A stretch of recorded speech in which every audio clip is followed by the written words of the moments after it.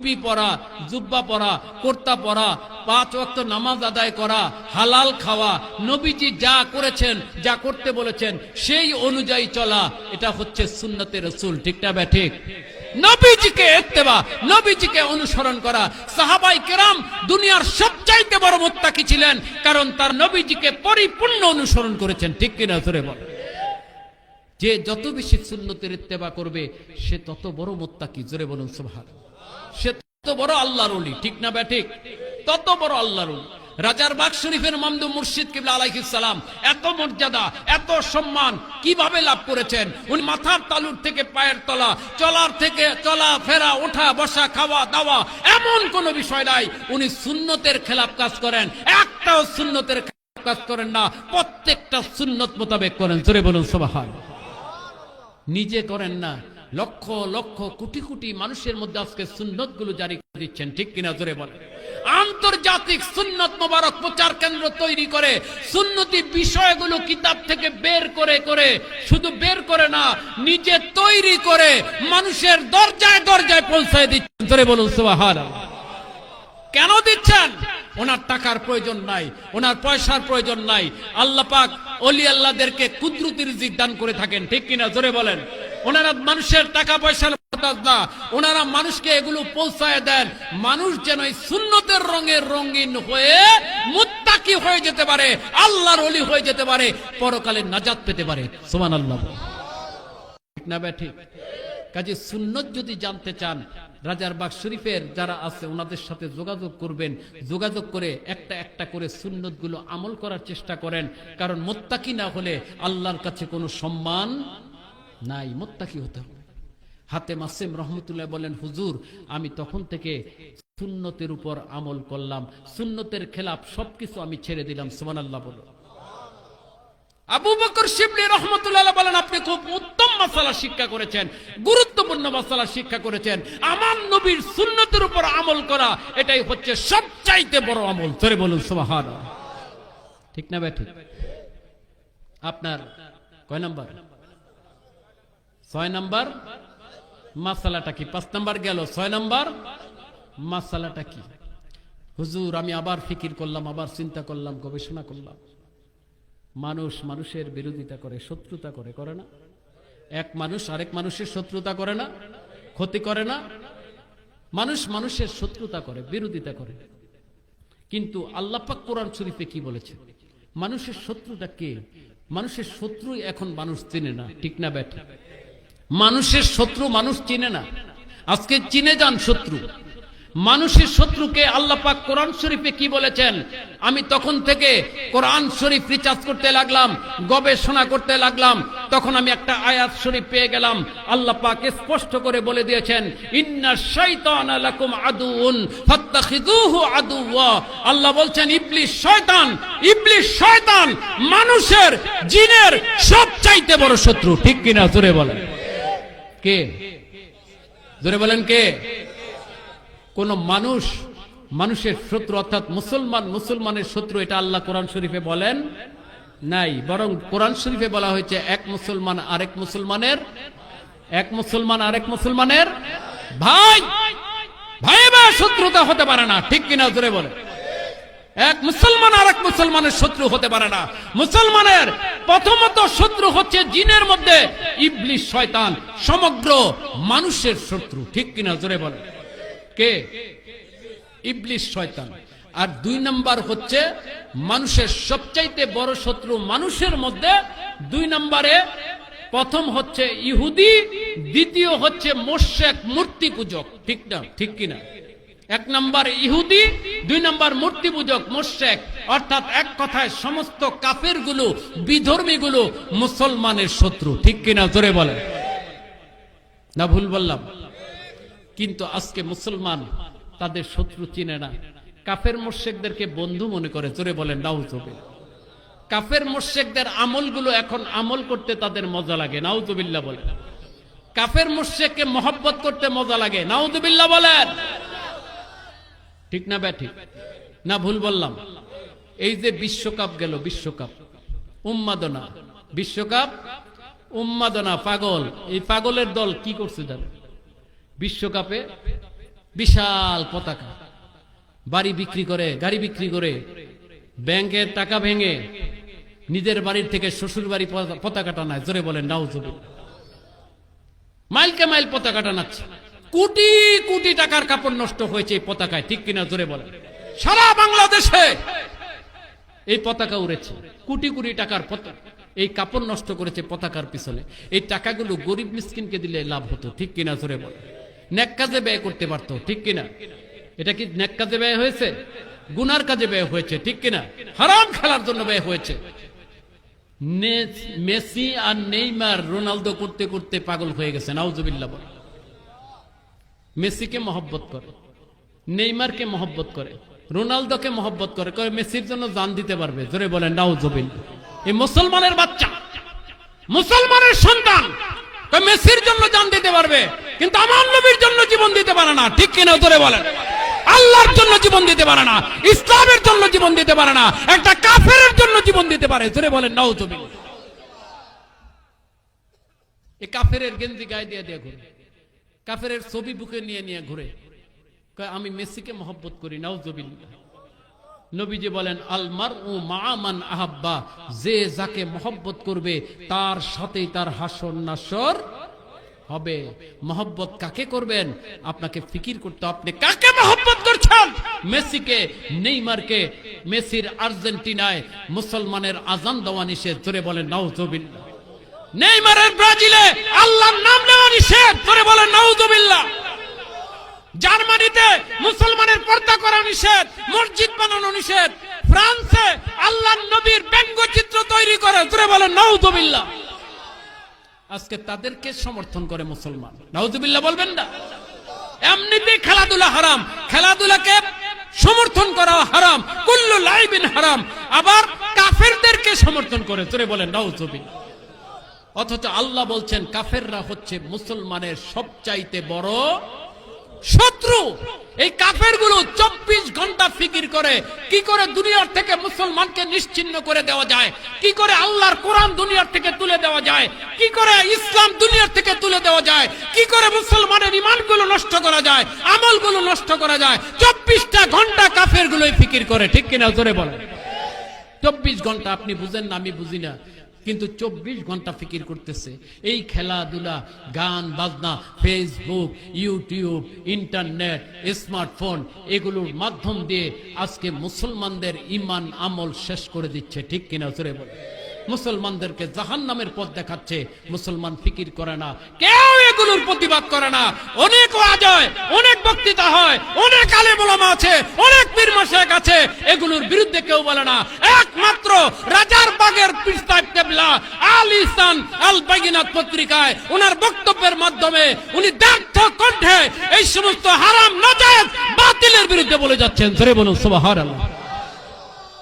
24 ঘন্টা বলে যাচ্ছেন, যাতে মানুষ এগুলো থেকে ফিরে থাকতে পারে। কাজে শত্রু চিনতে হবে। মুসলমানের শত্রু জিনের মধ্যে ইবলিস শয়তান, আর মানুষের মধ্যে সমস্ত কাফেরেরা, ঠিক কিনা জোরে বলেন। কোন কাফেরকে মুসলমান মহব্বত করতে পারে না, অনুসরণ করতে পারে না। অনুসরণ করতে হবে আমার নবীকে, অনুসরণ করতে হবে সাহাবীদেরকে, ঠিক কিনা জোরে বলেন। কাদেরকে? সাহাবীদেরকে। মেসি, নেইমার, রোনালদো বলে এরা স্টার, এরা সুপারস্টার। কিসের স্টার, কিসের সুপারস্টার? আমার নবী বলেছেন আসহাবী কান নুজুম, আমার সাহাবীগণ হচ্ছেন আকাশের তারকা। সত্যিকার সুপারস্টার হচ্ছেন হযরত সাহাবায়ে কেরাম, জোরে বলুন সুবহানাল্লাহ। ঠিক না বে ঠিক? সাহাবীগণ হচ্ছেন আসল সুপারস্টার। এরা কিসের সুপারস্টার? সুপারস্টার যারা, যাদেরকে অনুসরণ করলে নাজাত পাওয়া যাবে, ঠিক কিনা জোরে বলেন। এই খেলোয়াড়, এই গায়ক, নায়ক, এই মডেলিং, এদেরকে অনুসরণ করলে জাহান্নামে যাবে, ঠিক কিনা জোরে বলে। এরা স্টার হতে পারে না, সুপারস্টার হতে পারে না, সাবধান থাকতে হবে। হাতেম আসেম রহমতুল্লাহ বলেন, হুজুর আমি তখন থেকে ইবলিসকে আর কাফের মুশরিকদেরকে আমি আমার শত্রু মনে করলাম। কোন মানুষকে, মুসলমানকে আমি আমার শত্রু ভাবি না, কারণ মুসলমান তো আমার ভাই, জোরে বলুন সুবহানাল্লাহ। শিক্ষা নিতে হবে। তুমি খুব সুন্দর মাসালা শিক্ষা করেছো, কয় নাম্বার গেল? 7 নাম্বার মাসালাটা কি তোমার? 7 নাম্বার মাসালা আমি আবার ফিকির করলাম, চিন্তা করলাম। মানুষ সম্পদ নিয়ে মারামারি করে, টাকা পয়সা নিয়ে মারামারি করে, করে না? একজনের জমি আরেকজন দখল করে, করে কিনা? একজনের টাকা আরেকজন আত্মসাৎ করে, করে কিনা? কিন্তু আল্লাহ পাক কোরআন শরীফে কি বলেছেন? আল্লাহ পাক কোরআন শরীফে বললেন, আমি ফিকির করে কোরআন শরীফে একটা আয়াত শরীফ পেয়ে গেলাম।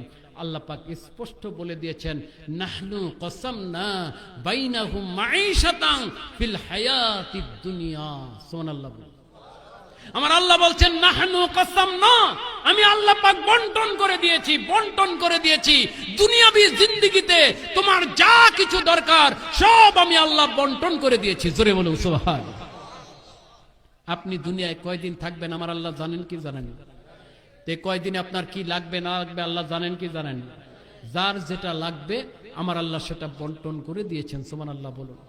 যার নসিবে যেটা আছে সেটা তার আসবেই, এটা কেউ ঠেকায় রাখতে পারবে না, কোন পৃথিবীর শক্তি ঠেকায় রাখতে পারবে না। ঠিক কিনা? জোরে বল। নসিবে যেটা আছে সেটা আসবেই, আর যেটা নসিবে নাই আপনি সারা দিন কপাল ঠোকরাইলে ওইটা আসবে না। ঠিক না ব্যাঠি? নসিবে না থাকলে আসবে না, নসিবে থাকলে আসবে। এই ঈমান রেখে, এই আকীদা রেখে, এই বিশ্বাস রেখে আপনি হালাল ভাবে চলেন, আপনার নসিবে যা আছে তাই আসবে। ঠিক কিনা? জোরে বল। কিন্তু মানুষ রাতারাতি ধনী হওয়ার জন্য, রাতারাতি কোটিপতি হওয়ার জন্য আরেকজনেরটা আত্মসাৎ করে, আরেকজনেরটা দখল করে, আরেকজনেরটা মেরে খায়। ঠিক কিনা? জোরে বল। রাতারাতি ধনী হওয়ার জন্য। হাতে মাসেম রহমতুল্লাহ আলাইহি বললেন, হুজুর আমি তখন নিশ্চিত হয়ে গেলাম যে আমার নসিবে যেটা আছে সেটা আমার আসবেই, কাজে আমি তখন নিশ্চিন্ত হয়ে গেলাম, আমি পরের সম্পদের দিকে আর নজর দেই না। জোরে বলুন সুবহানাল্লাহ।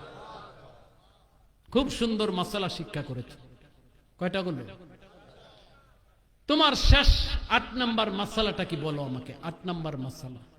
হুজুর আমি আবার ফিকির করতে লাগলাম, চিন্তা করতে লাগলাম, আমি দেখি দুনিয়াতে মানুষের উপর ভরসা করে, করে না? কেউ বাবার উপর ভরসা করে, কেউ ছেলের উপর ভরসা করে, কেউ ভাইয়ের উপর ভরসা করে, কেউ চাকরির উপর ভরসা করে, কেউ দোকানের উপর ভরসা করে, কেউ ক্ষেত খামারের উপর ভরসা করে, করে কি না? করে কিনা? কিন্তু আল্লাহ পাক কি বলেছেন? আল্লাহ পাক কোরআন শরীফে বলেছেন, আমি একটা আয়াত শরীফ পেয়ে গেলাম। আল্লাহ পাক বলেন, অমাই ইয়াতাওয়াক্কাল আলাল্লাহ ফাহুয়া হাসবুহু, যে ব্যক্তি এক আল্লাহকে, আল্লাহর উপর ভরসা করে তার জন্য আল্লাহ পাকই যথেষ্ট। জোরে বলুন সুবহানাল্লাহ। আপনার বাবার উপরে ভরসা করলে যথেষ্ট হবে, ছেলের উপর ভরসা করলে যথেষ্ট হবে, দোকানের উপর ভরসা করলে যথেষ্ট হবে, কোন কিছুর উপর ভরসা করলে যথেষ্ট হবে না। একমাত্র আল্লাহর উপর যদি ভরসা করা যায়, আমার আল্লাহ বলেছেন আমি আল্লাহই যথেষ্ট। সুবহানাল্লাহ বল। ভরসা কাকে করতে হবে? আল্লাহর উপর ভরসা করতে হবে। এই প্রসঙ্গে একটা ঘটনা কিতাবে লেখা হয়, মনোযোগ দিয়ে শুনবেন। আমিরুল মুমিনিন খলিফাতুল মুসলিমিন হযরত ওমর ইবনুল খাত্তাব রাদিয়াল্লাহু তাআলা আনহু, ওনার নাম শুনেন নাই? ওমর ইবনুল খাত্তাব আলাইহিস সালাম। ওনার খেলাফত কালে, উনি যখন খলিফা, অর্ধ জাহানের খলিফা, মুসলিম জাহানের খলিফা, ওনার কাছে একটা লোক আসলো, একটা সন্তান কাঁধে করে এসে বলল, হুজুর, হে আমিরুল মুমিনিন খলিফাতুল মুসলিমিন, আমি আপনার দরবারে এসেছি আপনার সাথে কিছু জরুরি কথা বলার জন্য। আমিরুল মুমিনিন খলিফাতুল মুসলিমিন হযরত ফারুক আযম আলাইহিস সালাম বললেন, হে ব্যক্তি, তুমি কি তোমার সন্তানকে কাঁধে করে ঘুরে ঘুরে ভিক্ষা করে বেড়াও? উনি বললেন, জি না, আমি আমার সন্তানকে নিয়ে ভিক্ষা করি না। তাহলে কেন এসেছো? আমি একটা জরুরি কথা বলতে এসেছি, আপনাকে জরুরি বিষয় জানাতে এসেছি। যদি আপনি সময় দেন, আপনি যদি শোনেন, যেহেতু আপনি আমিরুল মুমিনিন, আপনি শুনলে সারা জাহান জেনে যাবে। জোরে বলুন সুবহানাল্লাহ। এই জন্য আমি আপনাকে জানাতে এসেছি। তখন আমিরুল মুমিনিন বললেন, ঠিক আছে, কি ঘটনা তুমি বলো। তখন সেই লোকটা বলল, এই যে আমার কাঁধে বাচ্চাটা দেখছেন, ছেলেটা, এটা আমার ছেলে, একে নিয়ে একটা ঘটনা। এই ছেলেটা তখনও জন্মগ্রহণ করে নাই। আমি এবং আমার স্ত্রী ছিলাম, আমি এবং আমার স্ত্রী ছিলাম। তা আমাদের সংসার মোটামুটি চলছিল। তা আমি একদিন স্ত্রীকে বললাম যে আরেকটু ভালোভাবে চলার জন্য, ভবিষ্যতে ভালো হওয়ার জন্য আমি একটু বিদেশ যাব, বিদেশ গিয়ে ভালো করে টাকা পয়সা কামায় এনে আমরা সুখে শান্তিতে থাকব। তখন তার স্ত্রী বলল, স্ত্রী তখন ছিল সন্তান সম্ভবা, কি ছিল? সন্তান সম্ভব, স্ত্রী পেটে সন্তান ছিল। স্ত্রী বলবো আপনি চলে যাবেন, তা আমাকে বা আমাদেরকে দেখার মতো তো কেউ নাই, আমাদেরকে কে দেখবে? তখন ওই লোকটা বলল যে আমি তোমাকে, স্ত্রীর কথা বলল যে আমি তোমাকে আল্লাহর জিম্মাদারিতে দিয়ে গেলাম। জোরে বলুন সুবহানাল্লাহ। কার জিম্মাদারি? আল্লাহর জিম্মাদারিতে দিয়ে গেলাম। আল্লাহর উপর ভরসা করে আমি তোমাকে রেখে গেলাম, আল্লাহই হেফাজত করবে। এই কথা বলে আমি বিদেশ চলে যাই, অনেক দিন বিদেশ থাকি। তো বিদেশ থেকে অনেক দিন পর আমি বাড়িতে ফিরে আসি। বাড়িতে ফিরে এসে দেখি আমার ঘর নাই, আমার স্ত্রী নাই, সন্তান নাই। আমি প্রতিবেশীকে জিজ্ঞেস করলাম, প্রতিবেশী আমাকে সান্ত্বনা দিয়ে বসালো। বসানোর পর বলল, দেখো তুমি বিদেশ যাওয়ার পর তোমার স্ত্রী সন্তান হওয়ার সময় মারা যায়, ইন্তেকাল করে। তাকে আমরা পাশের কবরস্থানে দাফন করে দিয়েছি। যেহেতু তুমিও নাই, স্ত্রীও নাই, ঘরটা দেখার মতো কেউ নাই, এই জন্য ঘরটা ঝড় বৃষ্টিতে নষ্ট হয়ে গেছে, ধ্বংস হয়ে গেছে। সে লোকটা অনেক কান্নাকাটি করলো। স্ত্রীর জন্য, সন্তানদের জন্য সে বিদেশ গেল, এতদিন থাকলো, এখন আসলো, তাদেরকে পেল না, দুঃখ লাগে কি লাগে না? অনেক কান্নাকাটি করলো, দুঃখ পেল। রাত্রিবেলায় প্রতিবেশীর ঘরে থাকতে দেওয়া হলো, কিন্তু তার ঘুম আসে না। সে শুধু কবরস্থানের দিকে তাকায় থাকে। যখন কবরস্থানের দিকে তাকালো, সে আশ্চর্য হয়ে গেল, অবাক হয়ে গেল যে কবরস্থানে দূর থেকে মনে হচ্ছে আগুন জ্বলতেছে। জানলা দিয়ে তাকালে মনে হচ্ছে দূর থেকে কবরস্থানের ভিতর আগুন জ্বলতেছে। সে প্রথম দিন দেখলো, কিছু বলল না। দ্বিতীয় দিন দেখলো, কিছু বলল না। তৃতীয় দিনও একই অবস্থা দেখলো। তৃতীয় দিন সে প্রতিবেশীকে ডেকে বলল যে দেখো, আমি একটা আশ্চর্যজনক জিনিস দেখলাম। কি দেখলে? আমি জানলা দিয়ে তাকিয়ে দেখলাম কবরস্থানের মধ্যে মনে হচ্ছে আগুন জ্বলতেছে। কারণটা কি? কবরস্থানে কেন আগুন জ্বলে রাত্রিবেলা? দিনের বেলা তো দেখা যায় না। তখন প্রতিবেশী বলল, তুমি মনে কিছু নিও না।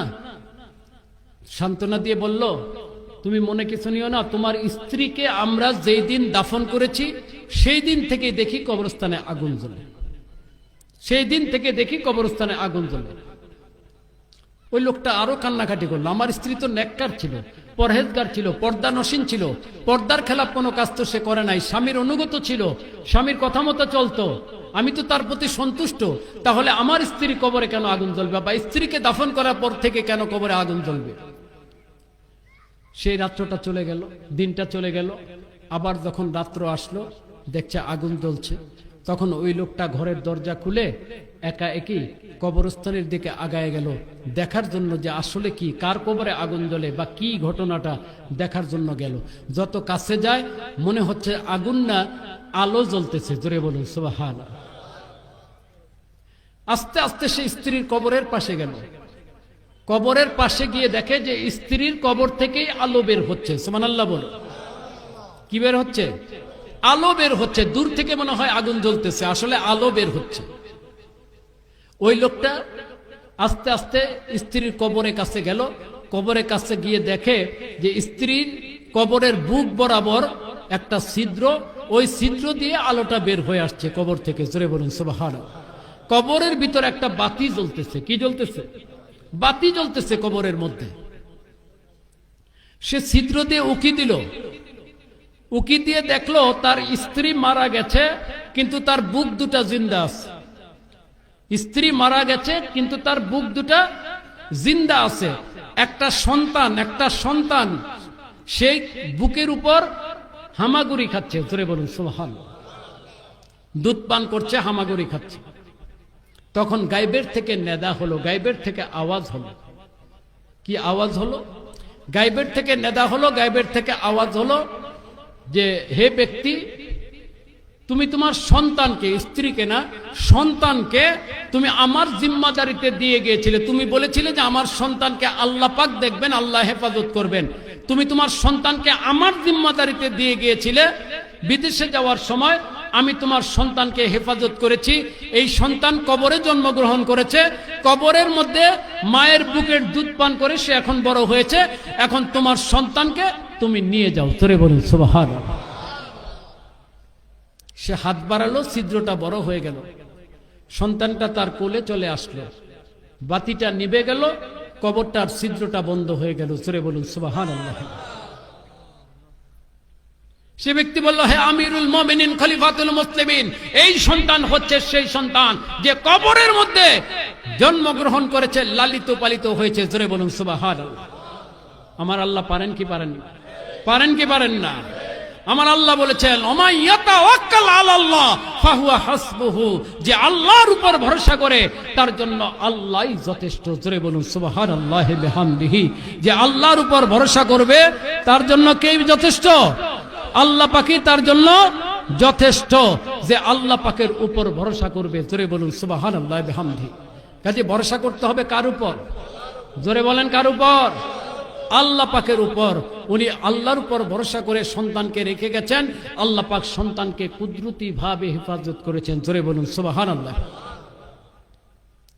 আবু বকর শিবলি রহমতুল্লাহি আলাইহি বললেন, তুমি খুব সুন্দর মাসালা শিক্ষা করেছো, উত্তম মাসালা শিক্ষা করেছো। হে হাতেম আসেম, তুমি আমার কাছে আসো। উনি কাছে গেলেন, ওনার কপাল মোবারকের মধ্যে একটা চুম্বন দিলেন, চুম্বন দিয়ে বললেন, হে হাতেম আসেম, তুমি যে 8টা মাসালা কোরআন শরীফ থেকে বের করেছো, এই 8টা মাসালা আমি ফিকির করে দেখলাম, চিন্তা করে দেখলাম। আমি তাওরাত শরীফ পড়েছি, আমি জাবুর শরীফ পড়েছি, আমি ইনজিল শরীফ পড়েছি, আমি কোরআন শরীফ পড়েছি, হাদিস শরীফ পড়েছি। আমি ফিকির করে দেখলাম তোমার এই 8টা মাসালা সমস্ত আসমানি কিতাবের মূল। জোরে বলেন সুবহানাল্লাহ। আসমানি কিতাবের মূল হচ্ছে তোমার এই 8টা মাসালা। এই 8টা মাসালা যদি কেউ মনে রাখতে পারে, আমল করতে পারে, ফিকির করতে পারে, দুনিয়ায় তার জন্য ওলি হিসেবে থাকাটা সহজ। ঠিক কিনা? জোরে বল। কোরআন শরীফ যদি কেউ ফিকির করে, চিন্তা করে, গবেষণা করে, তাহলে অবশ্যই সে হেদায়েত পাবে। কোনো সন্দেহ আছে? কোনো সন্দেহ আছে? হেদায়েত পেয়ে যাবে, কোনো সন্দেহ নাই। কিন্তু শর্ত আছে, শর্ত হচ্ছে আপনাকে হক্কানি ওলির তত্ত্বাবধানে থাকতে হবে। ঠিক কিনা? জোরে বল। নচেত আপনি নিজে নিজে যদি কোরআন গবেষণা করেন, নিজে নিজে যদি কোরআন হাদিস ফিকির করেন, গোমরা হয়ে যাবেন। ঠিক কিনা? জোরে বল। পথভ্রষ্ট হয়ে যাবেন। কাদিয়ানি নিজে নিজে কোরআন গবেষণা করেছিল। ঠিক কিনা? জোরে বল। কাদিয়ানি নিজে নিজে হাদিস শরীফ গবেষণা করেছিল, হক্কানি ওলি আল্লাহর কাছে যায় নাই। যার কারণে কাদিয়ানি কাট্টা কাফের, চির জাহান্নামী হয়ে গেছে। কারণ সে কোরআনের সঠিক ব্যাখ্যা করতে পারে নাই, সে কোরআনের ভুল ব্যাখ্যা করেছিল। ঠিক কিনা? জোরে বল। আল্লাহ পাক কোরআন শরীফের মধ্যে বলেছেন, খাতামুন নাবিয়্যিন, আমার নবী হচ্ছেন শেষ নবী। কিন্তু খাতাম শব্দের অর্থ কাদিয়ানি করেছে মোহর। জোরে বলেন নাউজুবিল্লাহ। মোহর, নবীদের মোহর, নবীদের শেষ না, আর নবী আসবে। জোরে বলেন নাউজুবিল্লাহ। নবী দাবি করে কাট্টা কাফের, চির জাহান্নামী হয়ে গেছে। ঠিক কিনা? জোরে বলেন। নিজে নিজে কোরআন গবেষণা করে আপনি কখনো হেদায়েত পাবেন না, সঠিক পথে যেতে পারবেন না। কারণ ইবলিস, শয়তান সবার সাথে লাগা আছে। আছে না নাই? জোরে বলেন।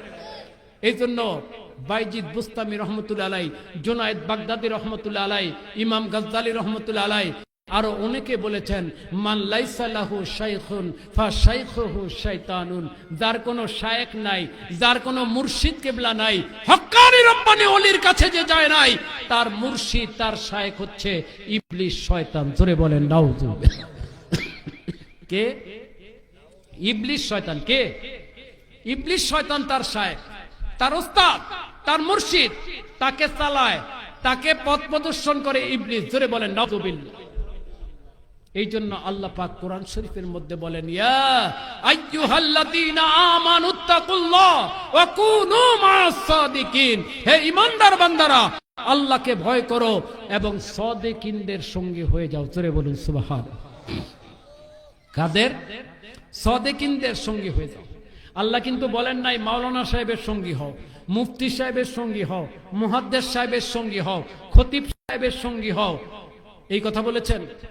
পীর সাহেবের সঙ্গে হও, এই কথা বলেছেন? কার সঙ্গে হও? সাদিকিন, সত্যবাদী যারা, যারা সত্যবাদী, সত্যবাদী কারা? যারা কোরআন পড়েছেন, হাদিস পড়েছেন, যারা সব সময় সত্য কথা বলেন, হক কথা বলেন। সারা পৃথিবী যদি ওনার বিরুদ্ধে যায়, উনি কখনো মন গড়া কথা বলেন না, বানানো কথা বলেন না, মিথ্যা কথা বলেন না। সারা পৃথিবী একদিকে, উনি একদিকে। উনি জীবন দিতে প্রস্তুত, জেলখানায় যেতে প্রস্তুত, ফাঁসির কাস্টে ঝুলতে প্রস্তুত, কিন্তু হক কথা ছাড়তে প্রস্তুত না। ঠিক কিনা সরে বল? তিনি হচ্ছেন হক্কানি রব্বানি ওলি আল্লাহ ওনারা। ঠিক কিনা সরে বল? হক্কানি ওলি আল্লাহ যারা, তারা কখনো বাতিলকে ভয় করেন না। আজকে আমরা হক চিনি না, না হকও চিনি না। আজকে হক না হকের পার্থক্য আমরা করতে পারি না। হক না হক চিনতে হবে, হক না হকের মধ্যে পার্থক্য করতে হবে। ঠিক কিনা সরে বল? আজকে সব এক পাল্লায় মাপা, আজকে সব একাকার করে দিয়েছে। সব হক, সবই না হক। সরে বলেন নাউজুবিল্লাহ। সব কি হক, আবার সব না হক? হক কম, হক কি কম, না হক বেশি। হক কম, না হক বেশি। হক্কানি আলিম ওলামা যেমন কিয়ামত পর্যন্ত থাকবে, তদ্রূপ দুনিয়াদার ভণ্ড প্রতারক দুনিয়ালবী মাওলানা মৌলবীও কিয়ামত পর্যন্ত থাকবে। ঠিক কিনা জোরে বলেন? থাকবে কি থাকবে না? মুসলমান ফিকির করে না, চিন্তা করে না। হাদিস শরীফের মধ্যে হাদিস শরীফের মধ্যে রয়েছে, একবার সাহাবাই কেরাম জিজ্ঞাসা করলেন, ইয়া রাসূলুল্লাহ, ইয়া হাবিব আল্লাহ সাল্লাল্লাহু আলাইহি সাল্লাম, সবচাইতে খারাপ ব্যক্তি কে? সবচেয়ে খারাপ ব্যক্তি কে? আল্লাহ পাকের হাবিব চুপ করে আছেন, কিছু বলেন না। একবার, দুইবার, তিনবার জিজ্ঞাসা করলেন। নবীজি বললেন, হে সাহাবাই কেরাম, আমাকে খারাপ লোক সম্পর্কে জিজ্ঞাসা করো না, সালুনি আনিল খাইর, আমাকে ভালো লোক সম্পর্কে জিজ্ঞাসা করো যে ভালো ব্যক্তি কে।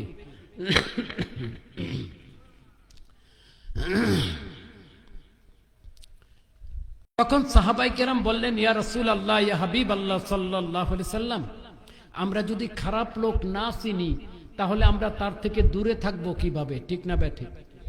খারাপ লোক না চিনলে তার থেকে দূরে থাকা যাবে? খারাপ লোকও চিনতে হবে। তা আমরা খারাপ লোক চিনে তার থেকে দূরে থাকতে চাই, আমাদের ইমামল হেফাজত করতে চাই। আপনি বলেন খারাপ লোক কে? তখন নবীজি বললেন, যদি তোমরা এই জন্য খারাপ লোক চিনতে চাও তাহলে আমি বলে দিচ্ছি, তোমরা শুনো। নবীজি খারাপ লোকের কথাও বলে দিলেন, আবার উম্মতের মধ্যে সবচাইতে উত্তম ব্যক্তিকে সেটাও বলে দিলেন। মেশকাত শরীফের হাদিস খুললে পাবেন, আমার নবীজি বলেন, আলা আন্না শাররা শাররে শিরারুল উলামা, সাবধান, সতর্ক হয়ে যাও, নিশ্চয়ই আমার উম্মতের মধ্যে আল্লাহর জমিনে সবচাইতে নিকৃষ্ট, সবচাইতে খারাপ, সবচেয়ে নিকৃষ্ট হচ্ছে এক শ্রেণীর আলেম ওলামা। জোরে বলেন নাউজুবিল্লাহ। আলেম ওলামা আমার উম্মতের মধ্যে সবচাইতে নিকৃষ্ট। ইন্না খৈরাল খৈরে খেয়ারুল উলামা, আবার আমার উম্মতের মধ্যে সবচেয়ে মর্যাদার অধিকারী, সবচেয়ে ফজিলতের অধিকারী, সম্মানের অধিকারী হচ্ছেন, সর্বশ্রেষ্ঠ বান্দাবান্দি হচ্ছেন যারা হক্কানি রব্বানি আলেম ওলামা। তারা জোরে বলুন সুবহানাল্লাহ। আলেমের মধ্যে শ্রেষ্ঠ, আবার আলেমের মধ্যেই নিকৃষ্ট। ঠিক না ব্যাঠিক? ঠিক না ব্যাঠিক? তাহলে কোন আলেম শ্রেষ্ঠ, কোন আলেম নিকৃষ্ট? যেই আলেম হকের উপর আছে, হক কথা বলে, হক কথা শুনে, হকের উপর আমল করে, হারাম কাজ করে না, নাজায়েজ কাজ করে না, কোরআন হাদিস মোতাবেক চলে, সেই ব্যক্তি হচ্ছে হক্কানি আলেম। ঠিক কিনা জোরে বল? আর যে ব্যক্তি এলেমের দিয়ে ব্যবসা করে, এলেম দিয়ে কি করে? ব্যবসা করে, এলেম দিয়ে দুনিয়া কামাই করে, দুনিয়া হাসিল করে, হারামকে হালাল ফতোয়া দেয়, হালালকে হারাম ফতোয়া দেয়, আবার মাঝে মাঝে হারাম কাজও করে। ঠিক কিনা জোরে বলে? এমন মাওলানা মৌলবী আছে না নাই? পীর দরবেশ আছে না নাই? এরা হচ্ছে দুনিয়ার জমিনে সবচাইতে নিকৃষ্ট, সবচাইতে খারাপ আল্লাহর জমিনের মধ্যে এই ধর্ম ব্যবসায়ী মাওলানা মৌলবীগুলো। ঠিক কিনা জোরে বলে? এদের থেকে সাবধান থাকতে হবে, সতর্ক থাকতে হবে। একটা ঘটনা শুনেন, আলোচনা করে আমি আলোচনা শেষ করব। খুব গুরুত্বপূর্ণ ঘটনা, হক না হক চিনার জন্য, হক্কানি আলেম না হক আলেম চিনার জন্য এই ঘটনাটা প্রত্যেকের জানা দরকার আছে। আমি প্রায় মাহফিলে চেষ্টা করি এই ঘটনাটা আলোচনা করার জন্য, যাতে করে মানুষ হক এবং না হক বুঝতে পারে। আজকে কিন্তু মানুষ হক না হক এক করে দিয়েছে, ঠিক কিনা জোরে বলে। হক না হক চিনে না, হক না হকের পার্থক্য বুঝে না, কারা হক কারা না হক সেটা বুঝে না। এই ঘটনাটা শুনলে আমরা বুঝতে পারবো কে হক আর কে না হক। ইমাম ফখরুদ্দিন রাজি রহমতুল্লাহ আলাইহির ঘটনা। ইমাম ফখরুদ্দিন রাজি তাফসিরে কবির লিখেছেন, বড় তাফসির 30 খণ্ড। মান্তেকের ইমাম, মান্তেকের ইমাম ইমাম ফখরুদ্দিন রাজি এত বড় আলেম। উনি যখন মাদ্রাসায় পড়াশোনা শেষ করে দেশে ফিরে আসলেন, সারা দেশে ওনার নামটা প্রচার হয়ে গেল, সারা দেশে ওনার নাম প্রচার হয়ে গেল। একজন বড় আলেম দেশে এসেছে। ওই দেশের যিনি বাদশা ছিলেন, বাদশার কানেও গেল যে একজন বড় আলেম বাদশার এই দেশে এসেছে, রাজ্যে এসেছে। এটা বাদশা বলল, এটা তো আমার দেশের জন্য একটা গৌরবের কারণ, ঠিক না ব্যাঠিক?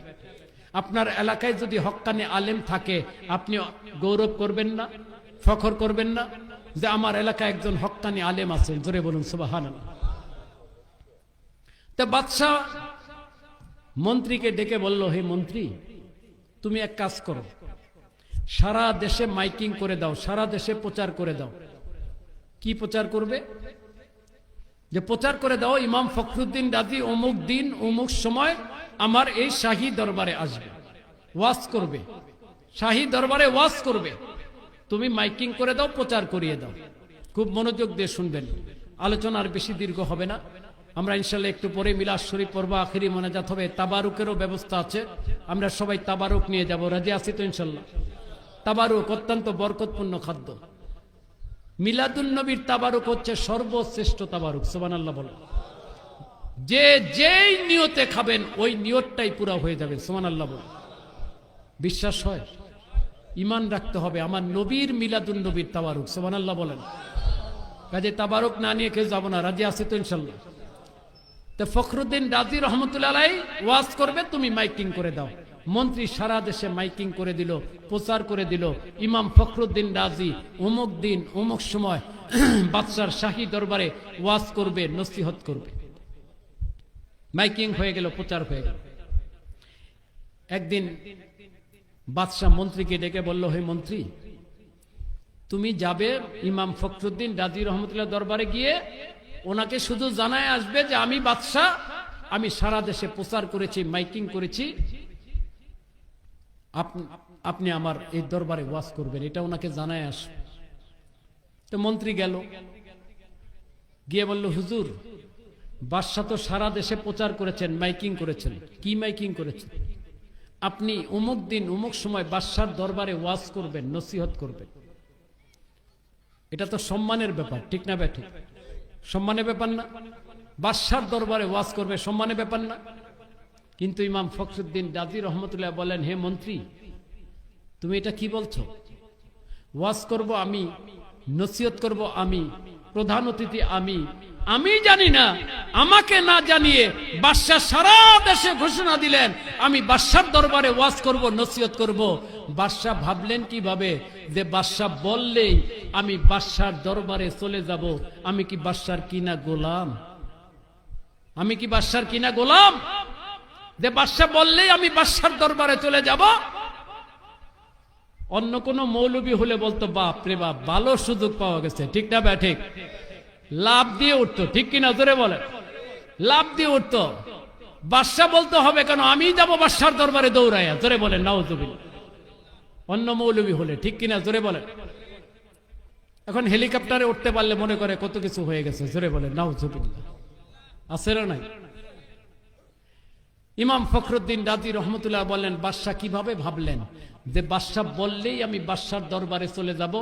বাদশা ভাবার পিছনে একটা কারণ আছে, কারণটা বলবো? আবার রাগ হবেন না তো? আসলে রাগ হলে করার কিছু নাই, হক কথা বললে কিন্তু তিতা লাগে, ঠিক না ব্যাঠিক? আল হাক্কু মুররুন, হক কথা তিতা লাগে। আজকে অনেক লোক রাজার বাগ শরীফের বিরোধিতা করে, অনেক মাওলানা, অনেক মৌলবী রাজারবাগের বিরোধিতা করে।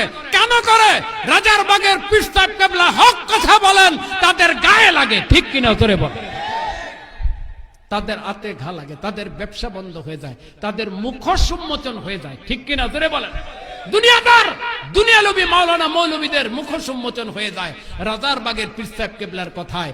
এই কারণে অনেক জায়গায় ওনার মাহফিল করতে বাধা দেয়, ঠিক কিনা জোরে বল। ওনার বিরুদ্ধে বলে, কেন বলে? তাদের ব্যবসায় ক্ষতি হয়। হক কথা তিতা লাগে, ঠিক কিনা জোরে বলে। কিন্তু তিতা লাগলেও বলতে হবে, ঠিক না বা ঠিক? নামাজের কথা বললে বেনামাজি নারাজ হয়, সুদ ঘুষের ওয়াজ করলে সুদ ঘুষ যারা খায় তারা নারাজ হয়। এজন্য কি এই ওয়াজ বন্ধ করে দিতে হবে, না আরো বেশি করতে হবে?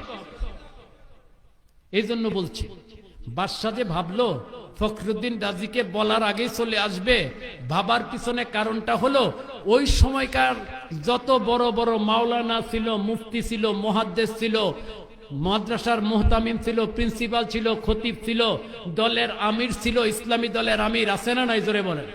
আমাদের সমাজে আছে না নাই? ওই সময় ছিল এই বড় বড় মাওলানা মৌলবী পীর দরবেশগুলো রাজা বাদশার দরবারে আসা যাওয়া করত, বাদশাকে তাজিম করত, সম্মান করত, বাদশাকে দেখলে দাঁড়ায় যেত, বাদশা যা বলতো তাই শুনতো।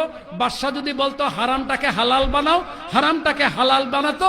বাদশা যদি বলতো হারামটাকে হালাল বানাও, হারামটাকে হালাল বানাতো। জোরে বলেন নাউযুবিল্লাহ। বাদশার সাথে সাথে হারাম কাজগুলোও করত, দ্বিধাবোধ করতো না। বাদশা করলে তারা করবে না, বাদশা যদি রাগ হয়, ঠিক না ব্যাঠিক? বাদশার ভয়ে হারাম কাজগুলোও করত। এরকম মৌলবী বর্তমানে আছে না নাই? ভয় পান কেন? আসতে বলেন কেন? আছে না নাই? অধিকাংশ অধিকাংশ আলেম ওলামা মাওলানা মৌলবী পীর মাশায়েখ এই তবকার, ঠিক কিনা জোরে বলেন। আজকে রাজা বাদশার পিছনে পিছনে ঘুরে, মন্ত্রীর পিছনে পিছনে ঘুরে, আজকে তারা দুনিয়াদারদের পিছনে পিছনে ঘুরে, আজকে তারা টাকার পিছনে ঘুরে, পদের জন্য, সম্পদের জন্য, টাকার জন্য, ক্ষমতার জন্য, চাকরির জন্য ইমানটাকে বিক্রি করে দেয়, ঠিক কিনা জোরে বল। আছে না না? এটা তো প্রমাণ গেল করোনার মধ্যে, করোনার মধ্যেই প্রমাণ গেছে। ইসলামিক ফাউন্ডেশন দল বেঁধে ফতোয়া দিল মসজিদ বন্ধ। কে ফতোয়া দিয়েছে? আমাদের প্রধানমন্ত্রী ফতোয়া দিছে, প্রেসিডেন্ট ফতোয়া দিছে, এমপিরা ফতোয়া দিছে।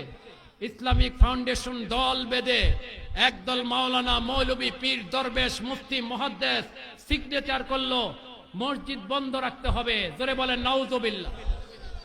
মসজিদে মুসল্লি সীমিত করে দিতে হবে। জোরে বলেন নাউযুবিল্লাহ। মসজিদে কাতারে ফাঁক রাখতে হবে। জোরে বলেন নাউযুবিল্লাহ। মসজিদে মাস্ক পরে নামাজ আদায় করতে হবে। জোরে বলেন নাউযুবিল্লাহ। দল বেঁধে ফতোয়া দিল। কেন দিল? প্যাকেটের জন্য, টাকার জন্য, ঠিক কিনা জোরে বলেন। পকেটের মধ্যে প্যাকেট পড়েছে, প্যাকেট চিনেন তো আপনারা? প্যাকেট পড়েছে, এই প্যাকেটের জন্য হারামটাকে হালাল, হালালটাকে হারাম ফতোয়া দিয়ে দিল। জোরে বলেন নাউযুবিল্লাহ। আরো জোরে বলেন নাউযুবিল্লাহ। হক না হক চিনতে হবে, জানতে হবে, বুঝতে হবে। কেউ এগুলোর প্রতিবাদ করলো না। একমাত্র রাজারবাগের পীর সাহেব কেবলা উনি লিফলেট বের করে, রিসালা বের করে এটার তীব্র প্রতিবাদ করলেন। মুসলমানের জন্য মসজিদ বন্ধ করা হারাম, মুসলমানের জন্য মসজিদে বাধা দেওয়া মুসল্লিদেরকে হারাম, মুসলমানদের জন্য নামাজে কাতার ফাঁক করে দাঁড়ানো যাবে না, নামাজ হবে না, মুসলমান মাস্ক পরে নামাজ আদায় করতে পারে না, ঠিক কিনা ধরে বলে। একমাত্র রাজারবাগের পীর সাহেব কেবলা ফতোয়া দিলেন। সুবহানাল্লাহ বলেন।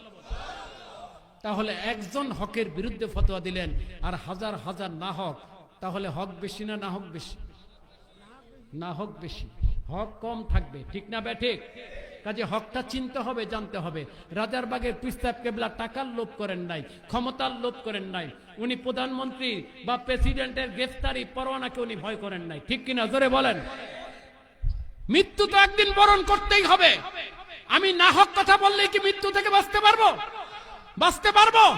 বাঁচতে পারবো না। আমাকে মৃত্যুবরণ করতেই হবে। আমি হক কথা বলে মৃত্যুবরণ করবো, ঠিক কিনা জোরে বলেন। মৃত্যুকে কেন ভয় করবো? রাজারবাগের পীর সাহেব কেবলার আকীদা হচ্ছে এটা। জোরে বলুন সুবহানাল্লাহ। এই কারণে উনি কাউকে পরোয়া করেন না। আমেরিকার বিরুদ্ধে কথা বলেন, রাশিয়ার বিরুদ্ধে কথা বলেন, চীনের বিরুদ্ধে কথা বলেন, ফ্রান্সের বিরুদ্ধে কথা বলেন, কাফের মুশরিকদের বিরুদ্ধে কথা বলেন, পৃথিবীর সমস্ত তাবত বাতিলের বিরুদ্ধে উনি কথা বলেন। জোরে বলুন সুবহানাল্লাহ। হক্কানি আলেম একেই বলে। কাজী বাদশাহ যে মনে করেছিল ইমাম ফখরুদ্দিন রাজি বললেই চলে আসবে, মনে করার পিছনে কারণ হলো ওই যে আলিম ওলামা গুলো ওনাকে তাজিম করে সম্মান করে, বড় বড় মাওলানা মৌলবী প্রবীণ আলেম ওলামা। বাদশাহ মনে করলো এত বড় বড় মাওলানা মৌলবী ডাকার আগেই চলে আসে, আমাকে তাজিম করে সম্মান করে, আর ইমাম ফখরুদ্দিন রাজি তো মাত্র ফারেক হয়ে এসেছে, পাশ করে এসেছে, ওনাকে আগে বলতে হবে কেন? উনি তো ডাকার আরো আগেই চলে যাওয়ার কথা, ঠিক না বেটা? কিন্তু বাদশাহ ভুল করেছে, সবাইকে এক পাল্লায় মেপেছে। সবাইকে এক পাল্লায় মাপা যাবে? এক পাল্লায় মাপা যাবে? এক পাল্লায় মাপা যাবে না। হক না হক পার্থক্য করতে হবে, ঠিক কিনা জোরে বল। এক পাল্লায় মাপা যাবে না। ইমাম ফখরুদ্দিন রাজি রহমতুল্লাহ আলাইহি হক এবং না হককে পার্থক্য করে দিচ্ছেন, জোরে বলুন সুবহানাল্লাহ। কিভাবে দেখেন, উনি বললেন, মন্ত্রী তুমি বাদশাকে যায় বলো আমি বাদশার দরবারে যাব না, বাদশার দরবারে ওয়াজ করব না। তো মন্ত্রী পায়ে ধরল, হুজুর আপনি যদি না যান বাদশার মান সম্মান থাকবে না, কারণ বাদশা তো ইতিমধ্যে সারা দেশে প্রচার করে দিয়েছে, ঠিক কিনা? বাদশার পক্ষ থেকে প্রচার হয়ে গেছে।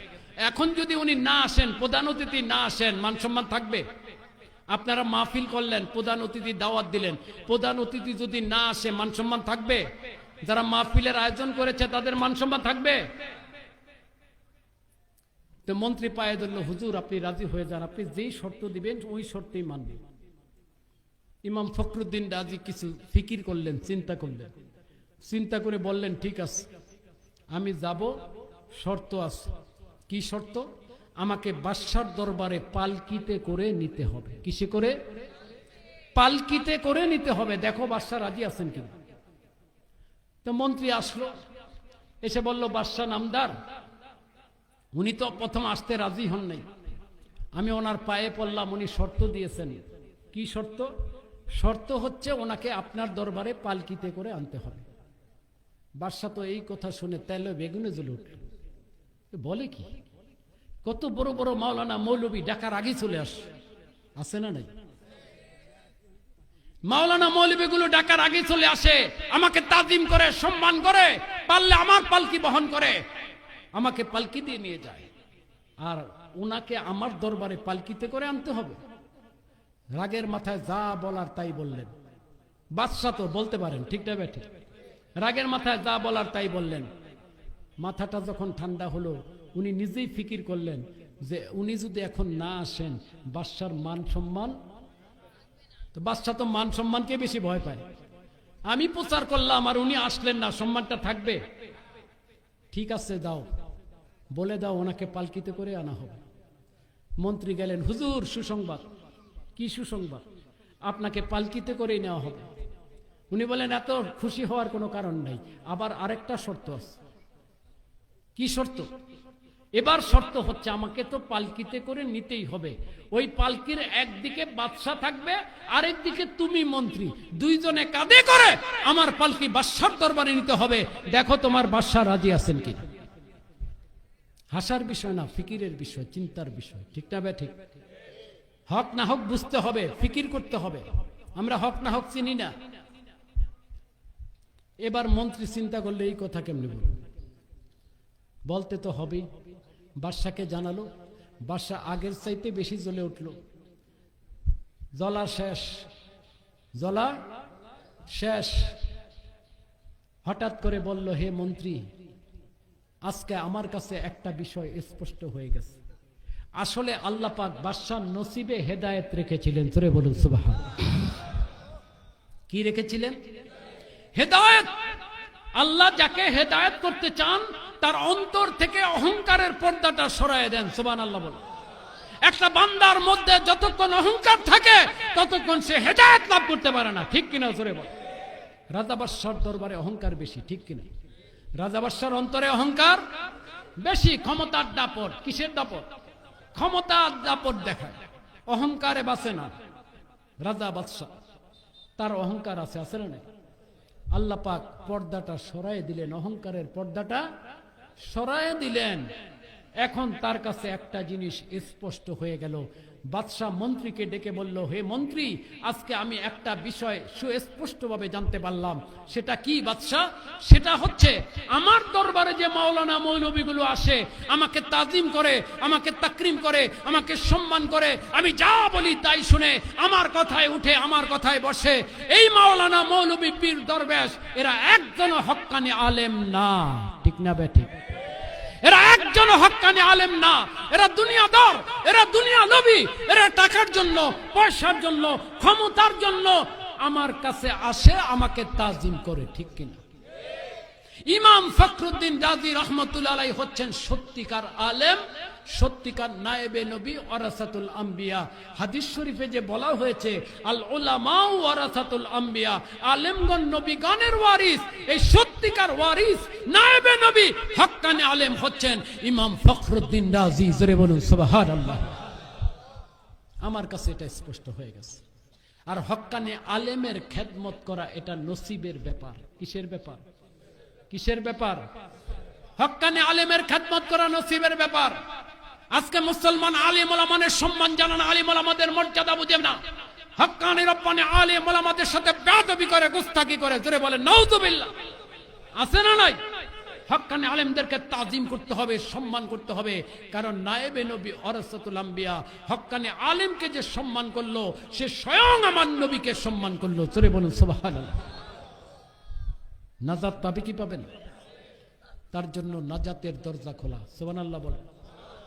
বাদশা বলল, আমি নিজে ওনার খাদেম হয়ে পালকি বহন করে ওনাকে আমার দরবারে নিয়ে আসবো। সুবহানাল্লাহ বলবেন না? যথা সময়ে বাদশা পালকি নিয়ে উপস্থিত। ইমাম ফখরুদ্দিন রাজি রহমতুল্লাহ আলাইহি পালকিতে উঠে বসলেন। একদিকে বাদশা, আরেকদিকে মন্ত্রী, সাথে জনগণ। পালকি বহন করে স্লোগান দিয়ে ওনাকে শাহী দরবারে নিয়ে আসলেন। উনি পালকির থেকে নেমে স্টেজে গেলেন। বিশাল প্যান্ডেল, শাহী প্যান্ডেল, বিশাল স্টেজ, শাহী স্টেজ এবং শাহী আসন। ইমাম ফখরুদ্দিন রাজি রহমতুল্লাহ আলাইহি ওই আসনে গিয়ে বসলেন। রাজা, বাদশা, আমির উমরা, মাওলানা মৌলবী সব নিচে বসা। জোরে বলুন সুবহানাল্লাহ। বাদশা নিচে বসছে, ওই মৌলবীরা কি উপরে বসতে পারবে? উপরে বসতে পারবে? কারণ তারে দেখলে তো দাঁড়ায় যায়। ঠিক না ব্যাঠে? এখন নিচেই বসা মাওলানা মৌলবী সব। উনি একমাত্র আসনে বসা। উনি ওয়াজ শুরু করলেন। আমার বলার মূল বিষয় যেটা, ওনার জীবনের প্রথম ওয়াজ। উনি ওয়াজ শুরু করলেন। উনি বললেন, হে আমার সামনে উপবিষ্ট ওলামায়ে সু, দুনিয়াদার মাওলানা মৌলবী, ধর্ম ব্যবসায়ী মাওলানা মৌলবী, পীর দরবেশ আলেম ওলামা যারা আছো, আমি তোমাদেরকে লক্ষ্য করে বলছি, আমার আজকের ওয়াজ বাদশার জন্য না, আমার ওয়াজ সাধারণ মুসল্লিদের জন্য না। আমার আজকের ওয়াজ হচ্ছে তোমাদের মতো দুনিয়াদার ভণ্ড দুনিয়া লোভী ওলামায়ে সু তোমাদের জন্য। কারণ তোমরা যদি ঠিক হয়ে যাও, গোটা জাতি ঠিক হয়ে যাবে। ঠিক কিনা জোরে বলে? আজকে লক্ষ লক্ষ কোটি কোটি মানুষ গুমরা হয়ে গেছে, বিভ্রান্ত হয়ে গেছে, বেদাতি হয়ে গেছে। কেন? এই ভণ্ড মাওলানা মৌলবী পীর মাশায়েখের কারণে। ঠিক কিনা জোরে বলে? এরা যদি ঠিক হতো, লক্ষ লক্ষ মানুষ হেদায়েত পেত। ঠিক কিনা জোরে বলে? আমি তোমাদেরকে বলছি, বাদশার পালকিতে ওঠা আমার উদ্দেশ্য না। বাদশা এবং মন্ত্রী আমার পালকি বহন করুক, এটাও আমার উদ্দেশ্য না। আমি এই ঘটনা কেন ঘটালাম? এই ঘটনা ঘটানোর পিছনে কারণ হচ্ছে তোমাদের মতো কিছু সংখ্যক দুনিয়াদার মাওলানা মৌলবীর কারণে আলিম ওলামাদের সম্মান ভুলুণ্ঠিত হয়েছিল। আমি ইমাম ফখরুদ্দিন রাজি রহমতুল্লাহ আলাইহি আজকে হক্কানি রব্বানি আলিম ওলামাকে সেটা প্রমাণ করে দিলাম, দুনিয়াদারকে সেটাও প্রমাণ করে দিলাম, আর প্রমাণ করে দিলাম হক্কানি আলেমের মর্যাদা আল্লাহর জমিনে সবার উপরে। জোরে বলুন সুবহানাল্লাহ। ঠিক না ভাই? ঠিক? কোন সন্দেহ আছে? হক না হক বুঝতে হবে। যারা হক তারা ঈমান দিবে না, জীবন দিবে। ঠিক কিনা জোরে বলেন? তারা টাকার জন্য কথা বলবে না, পয়সার জন্য কথা বলবে না। ঠিক কিনা জোরে বলেন? তারা চুক্তি করে করে ওয়াজ করবে না। ঠিক কিনা জোরে বলেন? 50,000 টাকা দিতে হবে, 1 ঘন্টা ওয়াজ করব, 10 মিনিট ওয়াজ করে চলে যায়, এমন আছে না নাই বক্তা? জোরে বলেন। আবার 50,000 টাকা হেলিকপ্টার দিয়ে নিতে হবে, 50,000 1 লাখ টাকা দিতে হবে, চুক্তি করে করে ওয়াজ করে। এটা কি চুক্তি? ব্যবসা? এটা কি ব্যবসা? হেদায়েত করতে আসবে, মানুষকে হেদায়েত করবে। মানুষ খুশি হয়ে যা দিবে আলহামদুলিল্লাহ, ঠিক না? ঠিক। কিসের চুক্তি? আবার ব্যবসা শুরু হয়ে গেছে। আর ব্যবসা করতে গিয়ে এখন মানুষ জমানোর জন্য মাঝে মাঝে গানের টান দেয়। জোরে বলেন নাউজুবিল্লাহ। এই সমস্ত মাওলানা মৌলবীর ওয়াজ শোনা যাবে? যারা ছবি তোলে, ভিডিও করে, ইউটিউবে নিজের ওয়াজ ছাড়ে, এরা কেউ হক্কানি আলেম না। কারণ বুখারী শরীফ, মুসলিম শরীফ, তিরমিজি শরীফ, আবু দাউদ শরীফ, ইবনে মাজাহ শরীফ, শত শত হাদিস শরীফ। এখানে আমি আছি, আপনাদের যদি কাছে কিতাব থাকে হাদিস শরীফ নিয়ে আসেন, আমি নিচে দেখায় দেব হাজার হাজার হাদিস শরীফ আছে। মুসলিম শরীফের হাদিসে বলা হয়েছে কুল্লু মুসাব্বিরিন ফিন্নার। যারা ছবি তোলে, যারা ছবি আঁকে, কলমে আঁকুক, হাতে আঁকুক, রং দিয়ে আঁকুক, পেন্সিল দিয়ে আঁকুক, ক্যামেরায় আঁকুক, যেইভাবে ক্যামেরায় ছবি তুলুক, ভিডিও করুক, সম্পূর্ণরূপে হারাম, নাজায়েজ, ঠিক না ঠিক? ছবি তোলা হারাম, নাজায়েজ, ভিডিও করা হারাম, নাজায়েজ। কিয়ামত পর্যন্ত চ্যালেঞ্জ দিয়ে গেলাম, কিয়ামত পর্যন্ত চ্যালেঞ্জ দিয়ে গেলাম, কিয়ামত পর্যন্ত সময় দিলাম। কোন মাওলানা, কোন মৌলবী যদি একটা হাদিস দেখাতে পারে, একটা দলিল দেখাতে পারে যে ভিডিও করা জায়েজ, ছবি তোলা জায়েজ, আমরাও কালকের থেকে ভিডিও করব, ঠিক কিনা? জোরে বলো। আর যদি প্রমাণ না থাকে, তোমরা এগুলো ছেড়ে দাও, ধর্ম ব্যবসা ছেড়ে দাও, মন গড়া আমল ছেড়ে দাও। তোমাদের কারণে আজকে সাধারণ লোক ছবি তুলতেছে, সাধারণ লোক ভিডিও করতেছে, ঠিক কিনা? জোরে বলেন। কারণ মাওলানা মৌলবীরা যদি ছবি তুলতে পারে, ভিডিও করতে পারে, সাধারণ লোক পারবে না? সাধারণ লোক পারবে না? মাওলানা মৌলবী যদি বেপরদা হয়, প্রজেক্টরে বক্তারে মহিলাকে দেখায়, সাধারণ লোক বেপরদা হবে না? বেপরদা তো হবে। পর্দা করা কি? ধরে বলেন, পর্দা করা কি? ফরজে আইন পর্দা করা। আজকে পর্দা তুলে দিয়েছে মাওলানা মৌলবী গুরু। ধরে বলেন নাউজুবিল্লাহি মিন যালিক। বেপরদা যে হবে সে দায়ুস, বেপরদা হবে যে সে কি? দায়ুস। আর দায়ুসু লা ইয়াদখুলুল জান্নাহ, দায়ুস কোনদিন জান্নাতে প্রবেশ করতে পারবে না। একজন বেপরদা মহিলার জন্য কমপক্ষে 3 জন লোক জাহান্নামে যাবে। কয়জন? 3 জন লোক জাহান্নামে যাবে। প্রথম তার পিতামাতা, পিতামাতাকে বলা হবে, ওই মেয়ে বলবে আমার পিতামাতা আমাকে পর্দা করায় নাই। পিতামাতা যদি পর্দা করাতো, শাসন করতে হয়তো আমি পর্দা করতাম, ঠিক কিনা? আবার যখন স্বামীর ঘরে চলে গেলাম, স্বামীও আমাকে পর্দার কথা বলে নাই, পর্দায় রাখে নাই।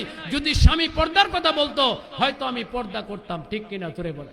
এই পিতামাতার স্বামীকে নিয়ে বেপর্দা মহিলা জাহান্নামে যাবে। নাউজুবিল্লাহ বলে। জাহান্নামে যাওয়া যাবে? জাহান্নামে যাওয়া যাবে না, পর্দা করতে হবে, ঠিক কিনা? তোরে বলে। এখন সাধারণ লোকের জন্য পর্দা করা ফরজ, আলেমদের জন্য আরো বেশি গুরুত্ব, ঠিক কিনা? জোরে বলে। আজকে মাওলানা মৌলবীগুলি পর্দা করে না, জোরে বলেন নাউজুবিল্লাহ। পর্দার ওয়াজও করে না, মানুষ পর্দা করবে কি করে, ঠিক কিনা? জোরে বলে। রাজার বাগের মুর্শিদ কিবলা আলাইহিস সালাম এমন খাস পর্দা করেন, ওনার সামনে 5 বছরের উপরে কোনো মেয়ে যেতে পারে না। সুবহানাল্লাহ বলবেন না? ওনার হুজরা শরীফের ভিতরে আম্মা হুজুর কিবলার সামনে 5 বছরের উপরে কোনো ছেলে যেতে পারে? 5 বছরের উপরে কোনো ছেলে যেতে পারে না আম্মা হুজুরের সামনে।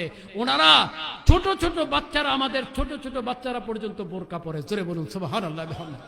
এত খাস পর্দা করেন। কারণ পর্দা ছাড়া ওলি আল্লাহ হওয়া যায়? ওলি আল্লাহ হওয়া যায় না। নামাজ পড়তে হবে, রোজা রাখতে হবে, হজ করতে হবে, যাকাত দিতে হবে, কিন্তু সবচেয়ে বেশি গুরুত্ব হচ্ছে পর্দার। কারণ পর্দা না করলে দায়ুস, আর দায়ুসের জন্য জান্নাত হারাম। জান্নাতের দরজায় লেখা থাকবে আপনি যত নেক আমল করেন, কোন নেক আমল কাজে আসবে না যদি পর্দা না থাকে, ঠিক কিনা? জোরে বলা। কাজে পর্দাটা পরিপূর্ণভাবে করতে হবে, শরীয়ত সম্মতভাবে করতে হবে।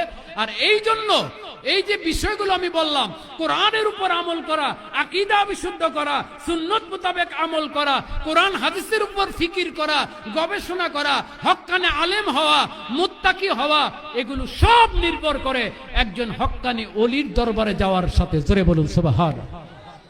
হক্কানি ওলির কাছে না গেলে আপনি এগুলো জানবেনও না, বুঝবেনও না, ওই বাতিল ফেরকার মধ্যেই থাকতে হবে। নাউজুবিল্লাহ বলে। কাজে রাজার বাগ শরীফের মামদু মুর্শিদ কিবলা আলাইহিস সালাম উনি হক্কানি আল্লাহর ওলি, উনি হক্কানি আল্লাহর ওলি। আমরা চ্যালেঞ্জ করেছি, উনি অনেকবার আল বায়িনাত আল লিসানে চ্যালেঞ্জ করেছেন। উনি অনেকবার বলেছেন আমার কোনো কথা, রাজারবাগের পীর সাহেব কিবলার কোনো কথা, কোনো আকীদা, কোনো আমল যদি কেউ কোরআন সুন্নাহ ইজমা কিয়াসের দৃষ্টিতে ভুল প্রমাণ করে দিতে পারে, তাকে 10,000 কোটি টাকা পুরস্কার দেওয়া হবে। জোরে বলুন সুবহানাল্লাহ। কত টাকা? 10,000 কোটি টাকা পুরস্কার দেওয়া হবে। রাজারবাগের পীর সাহেব কেবলার আকীদা আমলে যদি কেউ ভুল প্রমাণ করে দিতে পারে, আজ পর্যন্ত কেউ প্রমাণ করতে পারে নাই। কাজে উনি হক্কানি আলেম। আমি আপনাদেরকে দাওয়াত দিয়ে যাচ্ছি, যারা গিয়েছেন আলহামদুলিল্লাহ, যারা যান নাই, আমরা তো আল্লাহর ওলি হতে চাই, চাই কি চাই না? আমরা জান্নাত চাই কি চাই না? আমরা কোরআন হাদিস মতে চলতে চাই কি চাই না? আমরা সুন্নত মোতাবেক চলতে চাই কি চাই না? যদি চেয়ে থাকেন তাহলে রাজারবাগ শরীফ আসতে হবে, বায়াত গ্রহণ করতে হবে, জিকির ফিকির করতে হবে, এরপর ওনাকে অনুসরণ করতে হবে।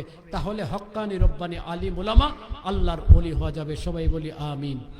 আল্লাহ পাক যেন আমাদের সবাইকে হক জায়গায় যাওয়ার এবং না হক ভণ্ড বেদাতি গুমরাদের থেকে দূরে থাকার তৌফিক দান করেন। সবাই বলে আমিন। এখন আলোচনার দীর্ঘ করছি না, মিলাদ শরীফ হবে। মিলাদ শরীফের পরে আখিরি মোনাজাত। সুয়াল আছে নাকি? এখানে কয়েকটা সুয়াল আছে, আমি সংক্ষেপে জবাব দিয়ে দিব। হুজুর, এখানে একটা প্রশ্ন, সব ধর্মের লোকদের কি হযরত আজরাইল আলাইহিস সালাম জান কবজ করেন? হ্যাঁ, সব ধর্মের লোকই তো। উনি তো যেহেতু জান কবজ করার জন্য সমস্ত মানুষের জান, জিন এবং ইনসান সকলেরই জান হযরত আজরাইল আলাইহিস সালাম তিনি কবজ করে থাকেন। কাফেরদের জন্য কি আলাদা থাকবে নাকি? তবে মুসলমান ইমানদারদের জানটা কবজ করেন আসানির সাথে, আর কাফেরদেরটা কঠিনভাবে কবজ করা হয়। নাউজুবিল্লাহ। হুজুর, আমাদের চারপাশে ওয়াহাবি খারিজিতে ভরে গেছে। দয়া করে আপনি আমাদের সাংবিধানিক কাজের প্রতি তাকিদ দিবেন, যাতে আমরা সবাই কাঁধে কাঁধ মিলিয়ে এবং একসাথে কাজ করে সঠিক দিনের বুঝ দাওয়াত মানুষকে পৌঁছাতে পারি। এটা তো সকলেরই দায়িত্ব, কর্তব্য। না হক দূর করতে হলে যারা হক আছে তাদেরকে ঐক্যবদ্ধ হতে হবে, ঠিক না ভাই? ঠিক। হকের মধ্যে যদি ফাটল থাকে, হকের মধ্যে যদি ফিতনা ফাসাদ থাকে, তাহলে তো হকটা সঠিকভাবে প্রচার হবে না। হবে না। হকটা প্রচার করতে হবে কাঁধে কাঁধ মিলিয়ে ঐক্যবদ্ধভাবে, নিজের সমস্ত ভেদাভেদ ভুলে দিয়ে। কোনো হিংসা বিদ্বেষ রাখা যাবে না। এই যে ওয়াজ করলাম, ওয়াজ কি শুনলাম আমরা, আর কি বুঝলাম? ওয়াজে বলা হয়ে গেল মানুষ মানুষের শত্রু না, ঠিক না ভাই? ঠিক। এক মুসলমান আরেক মুসলমানের কি না? শত্রু না, ভাই ভাই আমরা। কাজে আমরা কেন এক মুসলমান আরেক মুসলমানের বিরোধিতা করব? হ্যাঁ, যারা না হক, যারা বাতিল, তাদেরকে আমাদেরকে বুঝাইয়া হকের মধ্যে আনতে হবে, ঠিক না ভাই? ঠিক। আর না হক সম্পর্কে মানুষদেরকে সতর্ক করতে হবে। এগুলো হচ্ছে প্রত্যেক মুসলমানের ইমানি দায়িত্ব। আঞ্জুমানে আল বাইনাতের সাংগঠনিক যারা আছেন, সদস্য আছেন, সবাইকে এই কাজগুলো করতে হবে। রাজারবাগের মুর্শিদ কিবলা ইসলাম এই নসিহতটাই আমাদের সবসময় করে থাকেন। নিজেরা এক থাকতে হবে, হকে থাকতে হবে, এবং মানুষকে হক কথাটা বলতে হবে, পৌঁছায় দিতে হবে।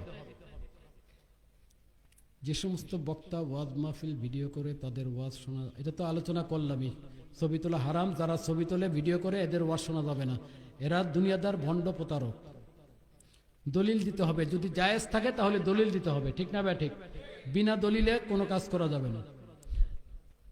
আল্লাহর হাবিব হুজুর পাক ইসলাম হাজির ও নাজির, এই কথাটা দলিল সহকারে দয়া করে জানাবেন। বিষয়টা তো অনেক লম্বা। হাজির নাজির অর্থ কি? হাজির অর্থ উপস্থিত, নাজির অর্থ দেখা। হাজির অর্থ কি? উপস্থিত, নাজির অর্থ দেখা। এটা কিন্তু এখন এক একজনের ক্ষেত্রে এক এক রকম। আমি এখানে কিন্তু হাজির নাজির। আমি এখানে কি হাজির নাজির? আমি উপস্থিত আছি না? আমি আপনাদেরকে দেখতেছি না? আমি যতটুকু এরিয়া যা দেখতেছি, আমার দৃষ্টির মধ্যে যা আসছে, এর মধ্যে আমি নাজির। এর মধ্যে আমি কি নাজির? আমি সবকিছু দেখছি। আপনি আপনার দৃষ্টিতে যা আছেন এর মধ্যে আপনি নাজির। আপনি এখানে উপস্থিত, আপনি আমি কিন্তু এখানে হাজির নাজির, ঠিক না ভাই? ঠিক। এখন আল্লাহ পাকও হাজির নাজির। আল্লাহ পাক কি হাজির নাজির? আল্লাহ পাক হিসেবে হাজির নাজির, এলেম এবং কুদরতের দ্বারা। আল্লাহর কিন্তু দেহ নাই। দেহ আছে? আল্লাহর শরীর আছে? আল্লাহ পাক দেহ নিয়ে কোথাও উপস্থিত থাকেন না। আল্লাহ পাক এলেম এবং কুদরতের দ্বারা সব জায়গায় বিরাজমান। আল্লাহর এলেম এবং কুদরত সব জায়গায় আছে না নাই? জোরে বলে। সেই হিসেবে আল্লাহ হাজির নাজির। আর নবীজি রওজা শরীফে থেকেই সারা পৃথিবীর, সারা কায়নাতের, সারা সৃষ্টি জগতের সব কিছু দেখেন, জানেন, শুনেন। জোরে বলুন সুবহানাল্লাহ। নবীজি বলেছেন, হাদিস শরীফ আছে, সমস্ত কায়নাত আমার হাতের তালুর মধ্যে। নবীজির হাতের তালুর মধ্যে সমস্ত কায়নাত। এখন সমস্ত কায়নাত যদি হাতের তালুতে থাকে, সবকিছু আমার নবীর দৃষ্টির মধ্যে আছে না নাই? এটাই নাজির। আর সবকিছু আমার নবীর সামনে উপস্থিত আছে না নাই? এটাই হাজির। কাজে নবীজির সামনে সবকিছু হাজির, নবীজি সবকিছু নাজির, সবকিছু দেখেন। সুবহানাল্লাহ বলেন। দেখেন কি দেখেন না? আরে এটা তো নবীজির জন্য এটা কোনো ব্যাপারই না। নবীজি তো অনেক ঊর্ধ্বে। নবীজির যারা গোলাম ওলি আল্লাহ, ওনারাই তো সবকিছু দেখেন। জোরে বলুন সুবহানাল্লাহ। দেখেন কি দেখেন না? সুলতানুল হিন্দ গরিবে নওয়াজ খাজা মঈনুদ্দিন চিশতি রহমতুল্লাহ আলাইহি, উনি যখন ওনার পীর সাহেবের কাছে মুরিদ হলেন ওসমান হারুনি রহমতুল্লাহ কাছে, ওসমান হারুনি রহমতুল্লাহ ওনাকে কি দিলেন? সবক দিলেন যে আপনি সবক আদায় করেন। উনি সবক নিয়ে চলে গেলেন। সবক আদায় করে অনেকদিন পর আসলেন পীর সাহেবের দরবারে। ওনার পীর সাহেব বললেন, হে মঈনুদ্দিন, আপনি সবক আদায় করেছেন? জি, আমি সবক আদায় করেছি। আচ্ছা, আপনি উপরের দিকে তাকান। উনি উপরের দিকে তাকালেন, কি দেখতে পাচ্ছেন? আল্লাহ পাকের আরশে মুআল্লা পর্যন্ত দেখতে পাচ্ছি। সুবহানাল্লাহ বলবেন। নিচের দিকে তাকান, নিচের দিকে তাকালেন, কি দেখতে পাচ্ছেন? তাহাতা সারা পর্যন্ত দেখতে পাচ্ছি। জোরে বলুন সুবহানাল্লাহ। আপনার 2 আঙ্গুলের দিকে তাকান, উনি 2 আঙ্গুলের দিকে তাকালেন, কি দেখতে পাচ্ছেন? সুলতানুল হিন্দ গরিবে নওয়াজ খাজা মঈনুদ্দিন চিশতি রহমতুল্লাহ আলাইহি আল্লাহর নবীর গোলাম, ঠিক না ঠিক? আল্লাহর হাবিবের গোলাম। উনি বললেন, আমি এই 2 আঙ্গুলের মধ্যে সমস্ত পৃথিবীটা দেখতে পাচ্ছি। জোরে বলুন সুবহানাল্লাহ। একজন ওলি আল্লাহর 2 আঙ্গুলের মধ্যে যদি সারা পৃথিবী থাকে, যেই নবীকে সৃষ্টি না করলে আমার আল্লাহ কোনো কিছু সৃষ্টি করতেন না। আল্লাহ পাকের পরেই যার সম্মান, যার ইজ্জত, সে আল্লাহর হাবিবের সম্মান কতটুকুন, ঠিক কিনা? জোরে বল। আজকে আমার নবীর সম্মান বুঝে না, বলে নবী হাজির নাজির না। জোরে বলেন নাউযুবিল্লাহ। হাজির নাজিরটা বুঝতে হবে। নবী হাজির হবেন কেন? নবীর সামনে সবকিছু হাজির, ঠিক কিনা? জোরে বলেন। সবকিছু কায়নাতের আমার নবী দেখেন। হাদিস শরীফে আছে, আমার নবীজি বলেন, পৃথিবীর যে কোনো জায়গা থেকে, যে কোনো স্থান থেকে আমার যে কোনো উম্মত আমার প্রতি সালাত সালাম পেশ করে, আমি নবী রওজা শরীফ থেকে তাকে দেখি, তার কথা শুনি, দরুদ সালাম শুনি, তাকে আমি চিনি। জোরে বলুন সুবহানাল্লাহ। চিনেন না? প্রত্যেক উম্মতকে আমার নবী চিনেন। সুবহানাল্লাহ বলেন।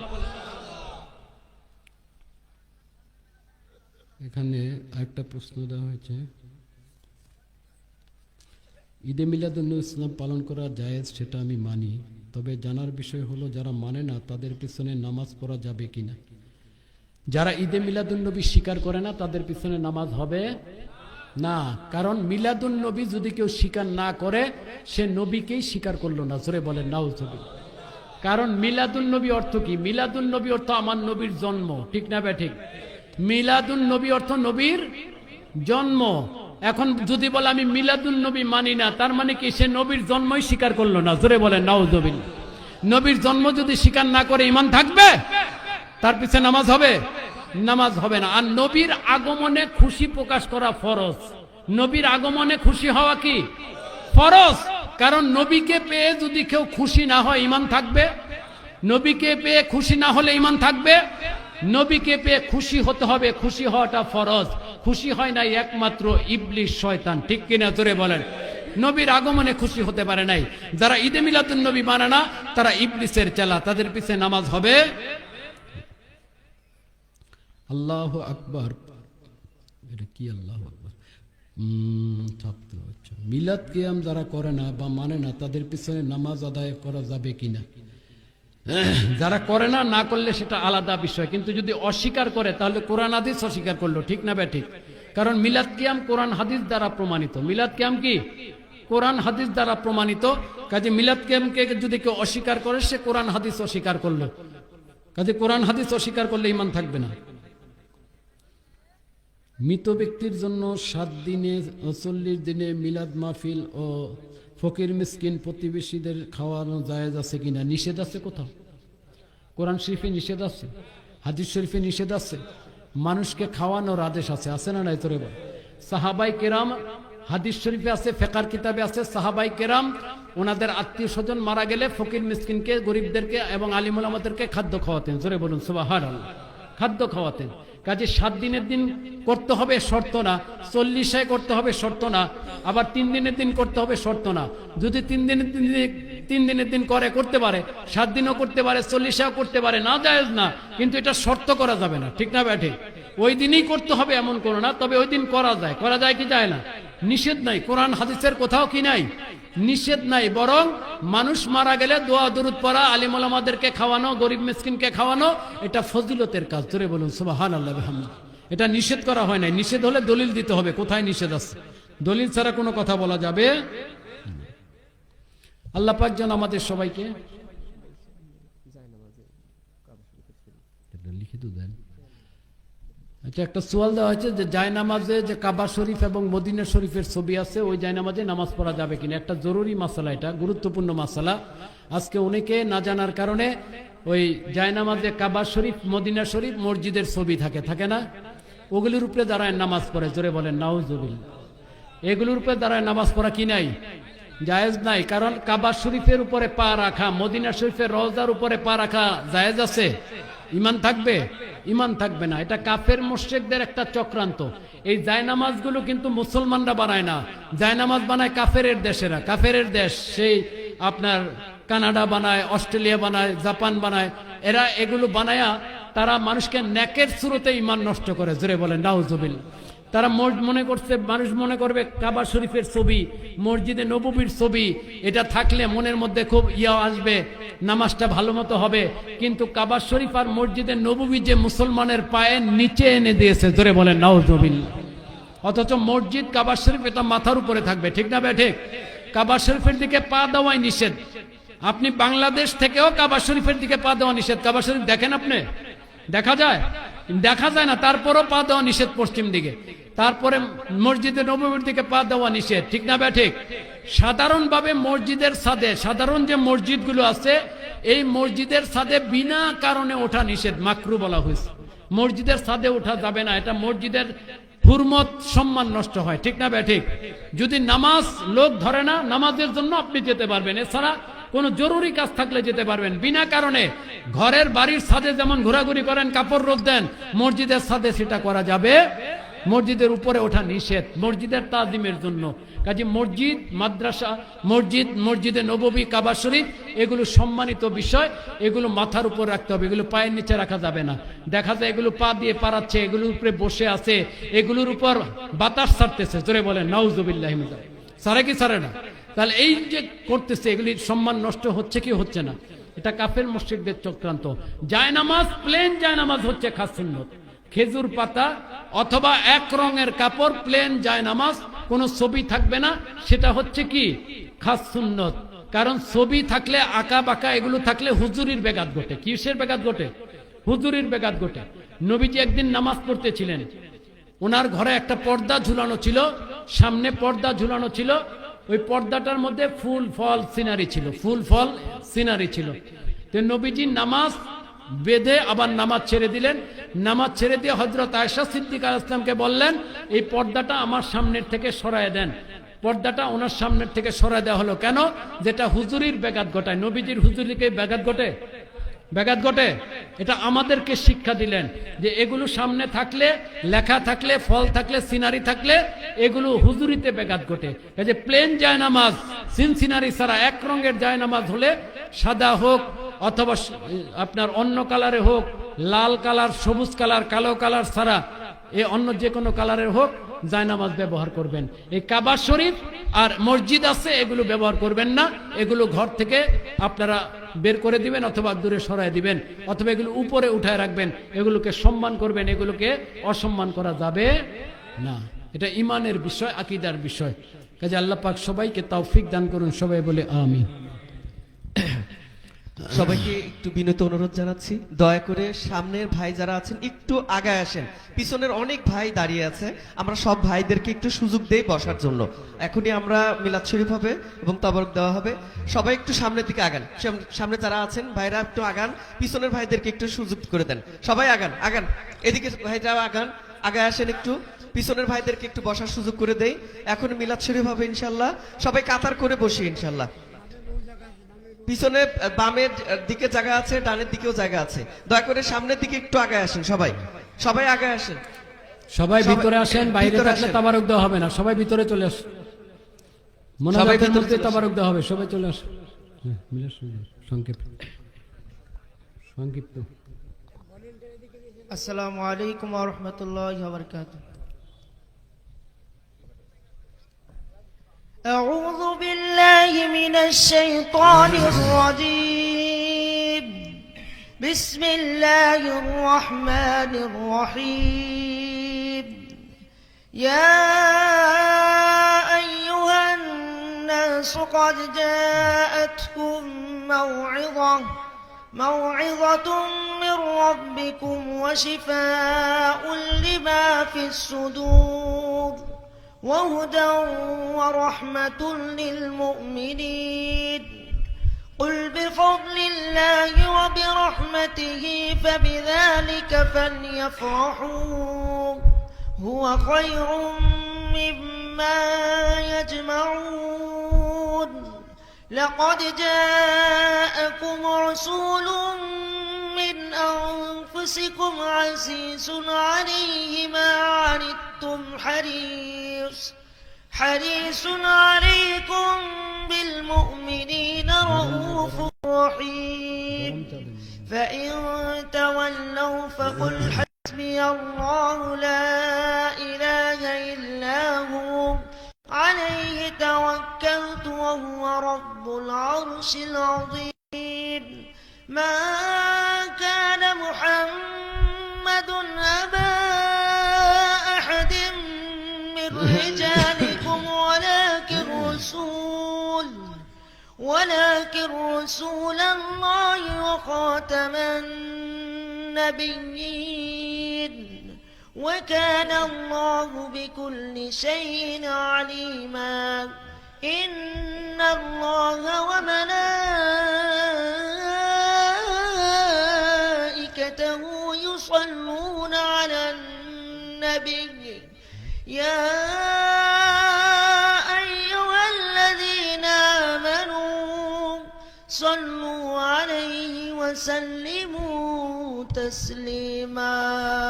اللهم صل على سيدنا مولانا رسول الله وعلى آله سيدنا مولانا حبيب الله. اللهم صل على مولانا رسول الله وعلى آله سيدنا مولانا حبيب الله. সারা দুনিয়ায় মোরা যাব সুন্নত মুবারক প্রচার করব। সারা দুনিয়ায় মোরা যাব সুন্নত মুবারক প্রচার করব।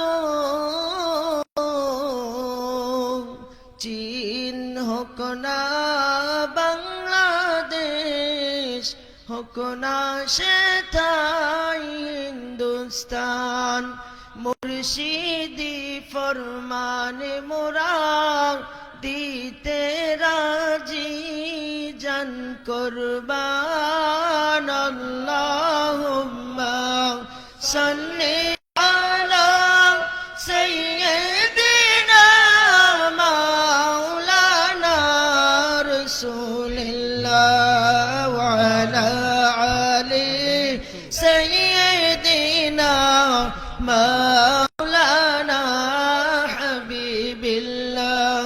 الحمد لشكرنا شيخنا مرشدنا العظيم ولأم الأمم عليها السلام ولأهل بيته الكريم عليهم السلام أجمعين. بسم الله الرحمن الرحيم. ولما تم من حمله صلى الله عليه وسلم 6 أشهر على مشهور الأقوال المروية توفي بالمدينة المنورة الشريفة حضرة ذبيح الله المكرم أبوه صلى الله عليه وسلم، وكان قد اجتاز بأقواله بني عديم من الطائفة النجارية، ومكث فيهم شهرا سقيما يعانون سقمه وشقواه. ولما تم من حمله صلى الله عليه وسلم على الراجح 9 أشهر قمرية، وأنا للزمان أن ينجلي عنه صداه، حضر السيدة نساء العالمين أمه صلى الله عليه وسلم ليلة مولده الشريف، حضرة أم البشر عليهما السلام، وحضرة أم ذبيح الله الأولى والثانية عليهما السلام، وحضرة ربة كريم الله عليها السلام، وحضرة أم روح الله عليهما السلام، في نسوة من الحضيرة القدسية، وولد السيد المرسلين إمام المرسلين خاتم النبيين رحمة للعالمين، النور المجسم حبيب الله صلى الله عليه وسلم، نورا يتلغسنا صلى الله على رسول الله صلى الله عليه صلى الله على حبيب الله صلى الله عليه وسلم. السلام عليكم يا رسول الله، السلام عليكم يا نبي الله، السلام عليكم يا حبيب الله، الله عليكم سيدي يا رسول الله، وسندي يا حبيب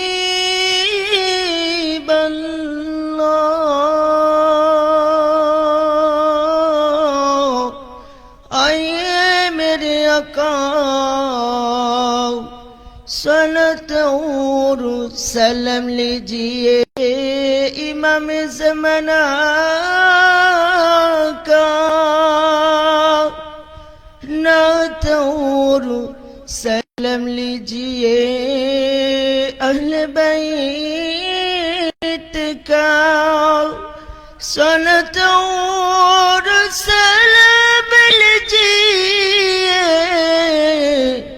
इसके मिलाद महफिल का, नात और सलाम लीजिए मौलूद नबी सल्लल्लाहु अलैहि वसल्लम का, अमलम है उम्माफ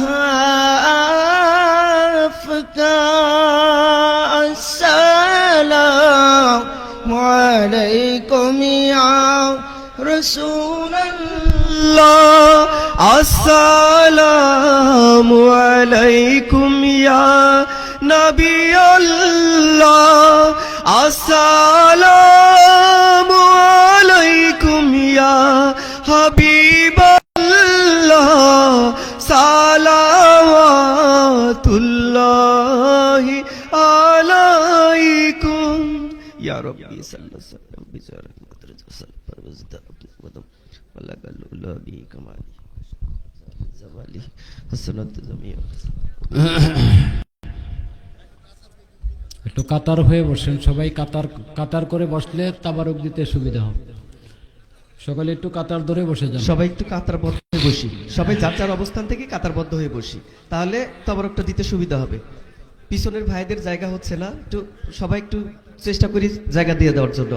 একটু কাতারবদ্ধ হয়ে বসি, সবাই সবাই কাতারবদ্ধ হয়ে বসি, পিছনের ভাইদের একটু সুযোগ দেই আর কি। হ্যাঁ, কাতারবদ্ধ হয়ে বসলে আমাদের তবরকটা দিতে সুবিধা হবে আর কি।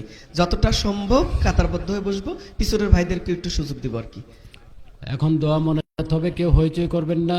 তাবারুক যার যার কাছে পৌঁছে যাবে ইনশাল্লাহ। যারা তাবারুক দিবেন তারাও হইচই করবেন না, ইশারায় কাজ করবেন। সবাই দোয়ার মধ্যে আমিন আমিন বলবেন, যার যার নেক মাকসুদ অনুযায়ী দোয়া করবেন। প্রত্যেক 3 বার ইস্তেগফার পাঠ করি। আস্তাগফিরুল্লাহ রাব্বি মিন কুল্লি আস্তাগফিরুল্লাহ রাব্বি মিন কুল্লি আস্তাগফিরুল্লাহ রাব্বি মিন কুল্লি আউযু বিল্লাহ শরীফ, বিসমিল্লাহ শরীফ সহ সূরা ফাতিহা, আলহামদুলিল্লাহ সূরা শরীফ একবার পাঠ করুন। ইয়াকা না'বুদু ওয়া ইয়াকা নাস্তাঈন ইহদিনাস সিরাতাল মুস্তাকিম। আমিন। বিসমিল্লাহ শরীফ সহ সূরা ইখলাস, কুল হাল্লাহ সূরা শরীফ 3 বার পাঠ করি। বিসমিল্লাহির রহমানির রহিম। কুল হুয়াল্লাহু قل هو الله احد الله الصمد لم يلد ولم يولد ولم يكن له قل هو 5 বার দরুদ শরীফ পাঠ করুন। যার যে দরুদ শরীফ জানা আছে ঈশান নামাজ বাদ অথবা সাল্লাল্লাহু আলাইহি ওয়াসাল্লাম, এতটুকু 5 বার পাঠ করলেও চলবে।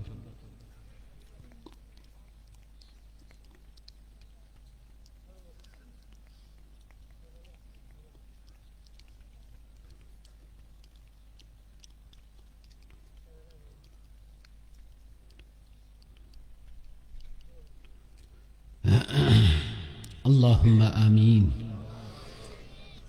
اللهم صل على سيدنا نبينا شفينا حبيبنا مولانا وسيلة إليك وآله وسلم. رب ارحمهما كما ربياني صغيرا. فالله خير حافظا وهو أرحم الراحمين. اللهم افرغ علينا صبرا وتوفنا مسلمين. فالله خير حافظا وهو أرحم الراحمين. আল্লাহ পাক এলাকাবাসী অনেক কষ্ট করে শ্রম দিয়ে অর্থ ব্যয় করে সাইয়্যিদুল আয়াত শরীফ মাহফিল আয়োজন করেছেন। এই সাইয়্যিদুল আয়াত শরীফ মাহফিল আল্লাহ পাক শুরু থেকে পর্যন্ত কালামুল্লাহ শরীফ থেকে তেলাওয়াত করা হয়েছে। আল্লাহ পাক কোরআন হামনাত কাসিদা শরীফ পাঠ করা হয়েছে। কোরআন হাদিস থেকে আলোচনা হয়েছে, মিলাদ শরীফ পাঠ করা হয়েছে। আল্লাহ পাক সওয়াব রেসানি করা হয়েছে, তাবারুকেরও ব্যবস্থা করা হয়েছে। আল্লাহ পাক সর্বপ্রকার ভুল ত্রুটি গুস্তাকি বেয়াদবি ক্ষমা করে দিয়ে ইহার মধ্যে অসীম সওয়াব মঞ্জুর করে নিন। সমুদয় সওয়াব টুকুন প্রাণের আকায়ে নামদার তাজেদারে মদিনা সৈয়দুল মুরসালিন ইমামুল মুরসালিন খাতামুন নবীন নূরে মুজাসসাম হাবিবুল্লাহ রহমাতুল্লিল আলামিন হুজুর পাক সাল্লাল্লাহু আলাইহি ওয়াসাল্লাম ওনার মোবারক খেদমতে পৌঁছায় দিন। ওনার সম্মানিত আব্বা আম্মা আলাইহিমাস সালাম, হযরত উম্মাহাতুল মুমিনিন আলাইহিন্নাস সালাম, হযরত আহলু বাইত শরীফ আলাইহিমুস সালাম, तमाम नबीन साहबाई केराम औले केराम ओनाদের মোবারক খেদমতে আর হাদিয়াটুকুন পৌঁছায় দিন।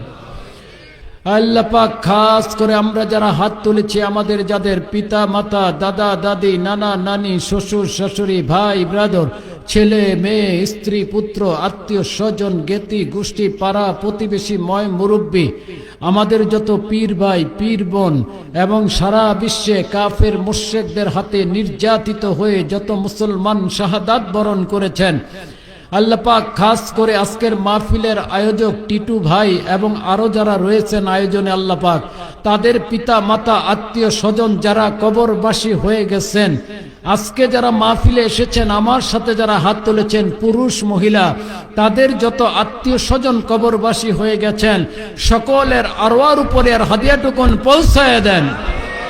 তাদের কবরগুলোকে জান্নাতের বাগান বানিয়ে দিন, তাদের জিন্দেগির গুনাহ খাতাগুলো ক্ষমা করে দিন, আযাবুল কবর হাসর মিজান পুলসিরাত থেকে হেফাজত করুন, বিনা হিসাবে জান্নাতুল ফেরদাউস নসিব করুন, কবরগুলোকে আলোকিত করে দিন, কবরগুলোকে কুশাদা করে দিন, কবর উপর খাস খায় রহমত বরকত নাজিল করুন।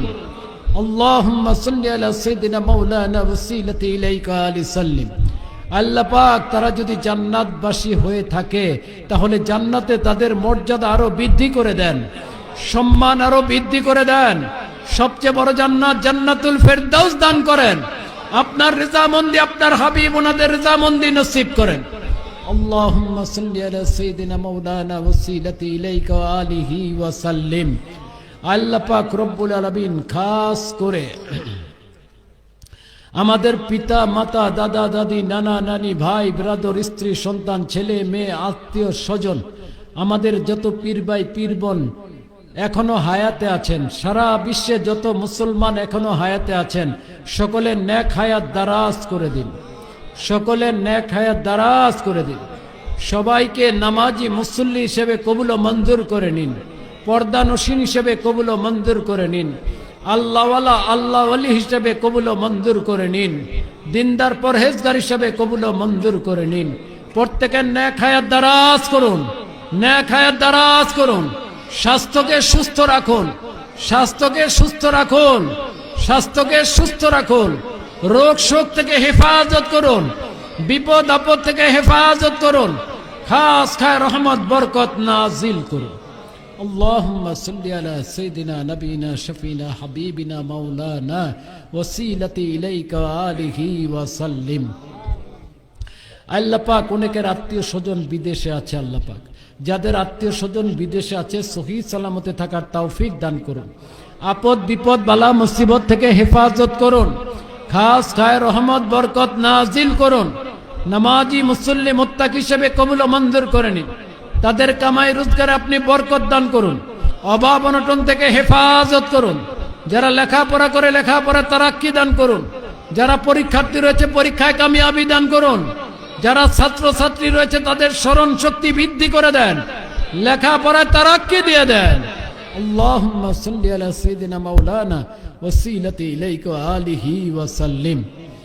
আল্লাহ পাক রব্বুল আলামিন যারা মাহফিলের আয়োজন করেছেন, যারা সাহায্য করেছেন সহযোগিতা করেছেন আর্থিকভাবে শারীরিকভাবে মাহফিলে এসে মাহফিলকে সাফল্যমণ্ডিত করেছেন, আল্লাহ পাক এই মাহফিলকে সকলের নাজাতের জরিয়া হিসেবে কবুল করে নেন, এই মাহফিলকে কাল কিয়ামতের ময়দানে নাজাতের জরিয়া বানায় দেন। আল্লাহ পাক মাহফিলের উসিলা এলাকাবাসীর গুনাহ খাতাগুলো ক্ষমা করে দেন, মাহফিলের উসিলা এলাকাবাসীর আপদ বিপদ থাকলে দূর করে দেন, মাহফিলের উসিলা এলাকাবাসীর উপর খাস খায় রহমত বরকত নাজিল করেন।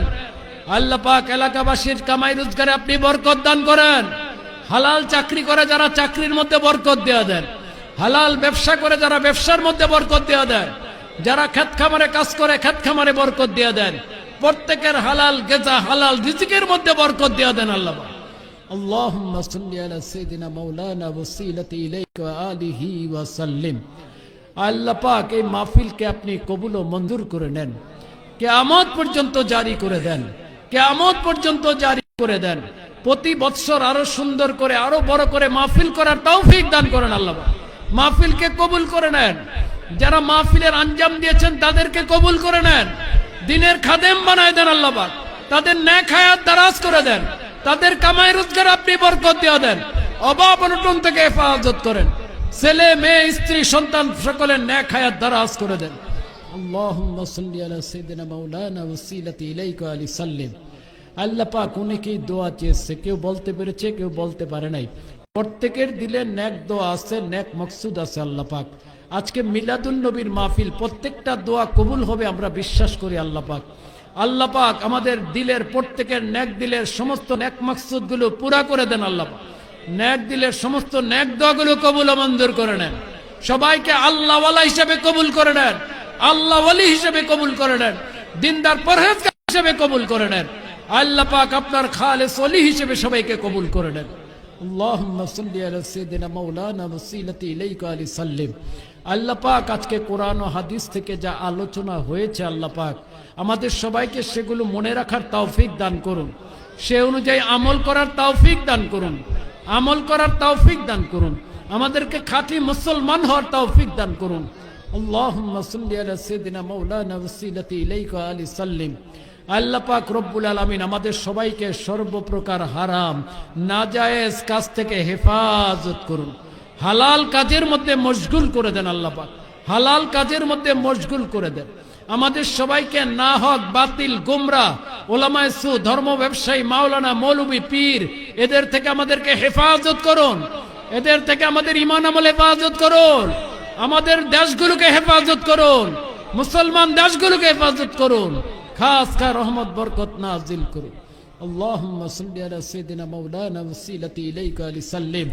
আল্লাহ পাক খাস করে এই এলাকায় যত কবরস্থান আছে, মুর্দার শায়িত আছেন আল্লাহ পাক, আজকের এই মাহফিলে আপনি যত নেকি কবুল করেছেন সমস্ত নেকিগুলো সমস্ত মুর্দারের আরওয়ার উপর পৌঁছায় দেন, তাদের কবরগুলোকে জান্নাতের বাগান বানায় দেন, তাদের জিন্দেগীর গুনাহ খাতাগুলো ক্ষমা করে দেন, বিনা হিসাবে জান্নাতুল ফেরদাউস দান করেন আল্লাহ পাক। আল্লাহ পাক প্রত্যেকের সন্তান আল আওলাদ আত্মীয় স্বজনকে বেশি বেশি দোয়া করার তৌফিক দান করেন। আল্লাহুম্মা সাল্লি আলা সাইয়্যিদিনা নবিনা শফিনা হাবিবিনা মাওলানা ওয়াসিলাতি ইলাইকা আলিহি ওয়া সাল্লিম। আল্লাহ পাক আমাদের সবাইকে রাজারবাগ শরীফের হযরত মুর্শিদ কিবলা আলাইহিস সালাম ওনার কাছে বায়াত হওয়ার তৌফিক দান করুন, ওনাকে অনুকরণ করার তৌফিক দান করুন, আমাদেরকে সুন্নতের পরিপূর্ণ পায়রবি করার তৌফিক দান করুন, সুন্নতের মহব্বত অন্তরে পয়দা করে দিন, ঘরে ঘরে সুন্নত জারি করে দেন আল্লাহ পাক। আল্লাহুম্মা সাল্লি আলা সাইয়্যিদিনা মাওলানা ওয়াসিলাতি ইলাইকা আলিহি ওয়া সাল্লিম।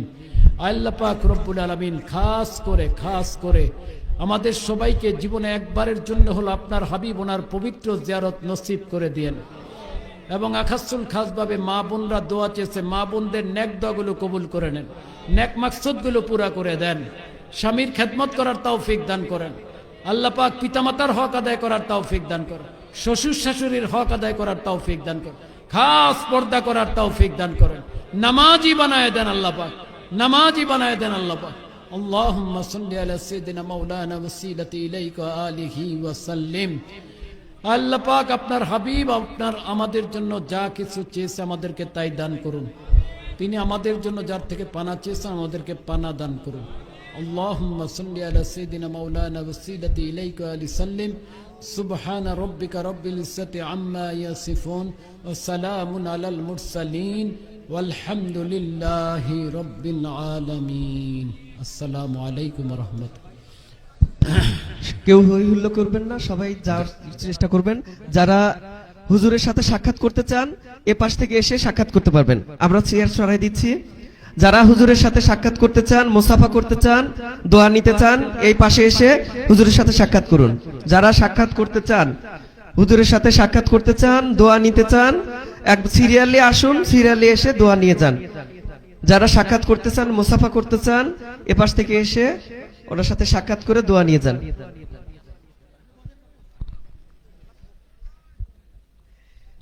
যারা এই হুজুরের সাথে সাক্ষাৎ করতে চান এ পাশ থেকে এসে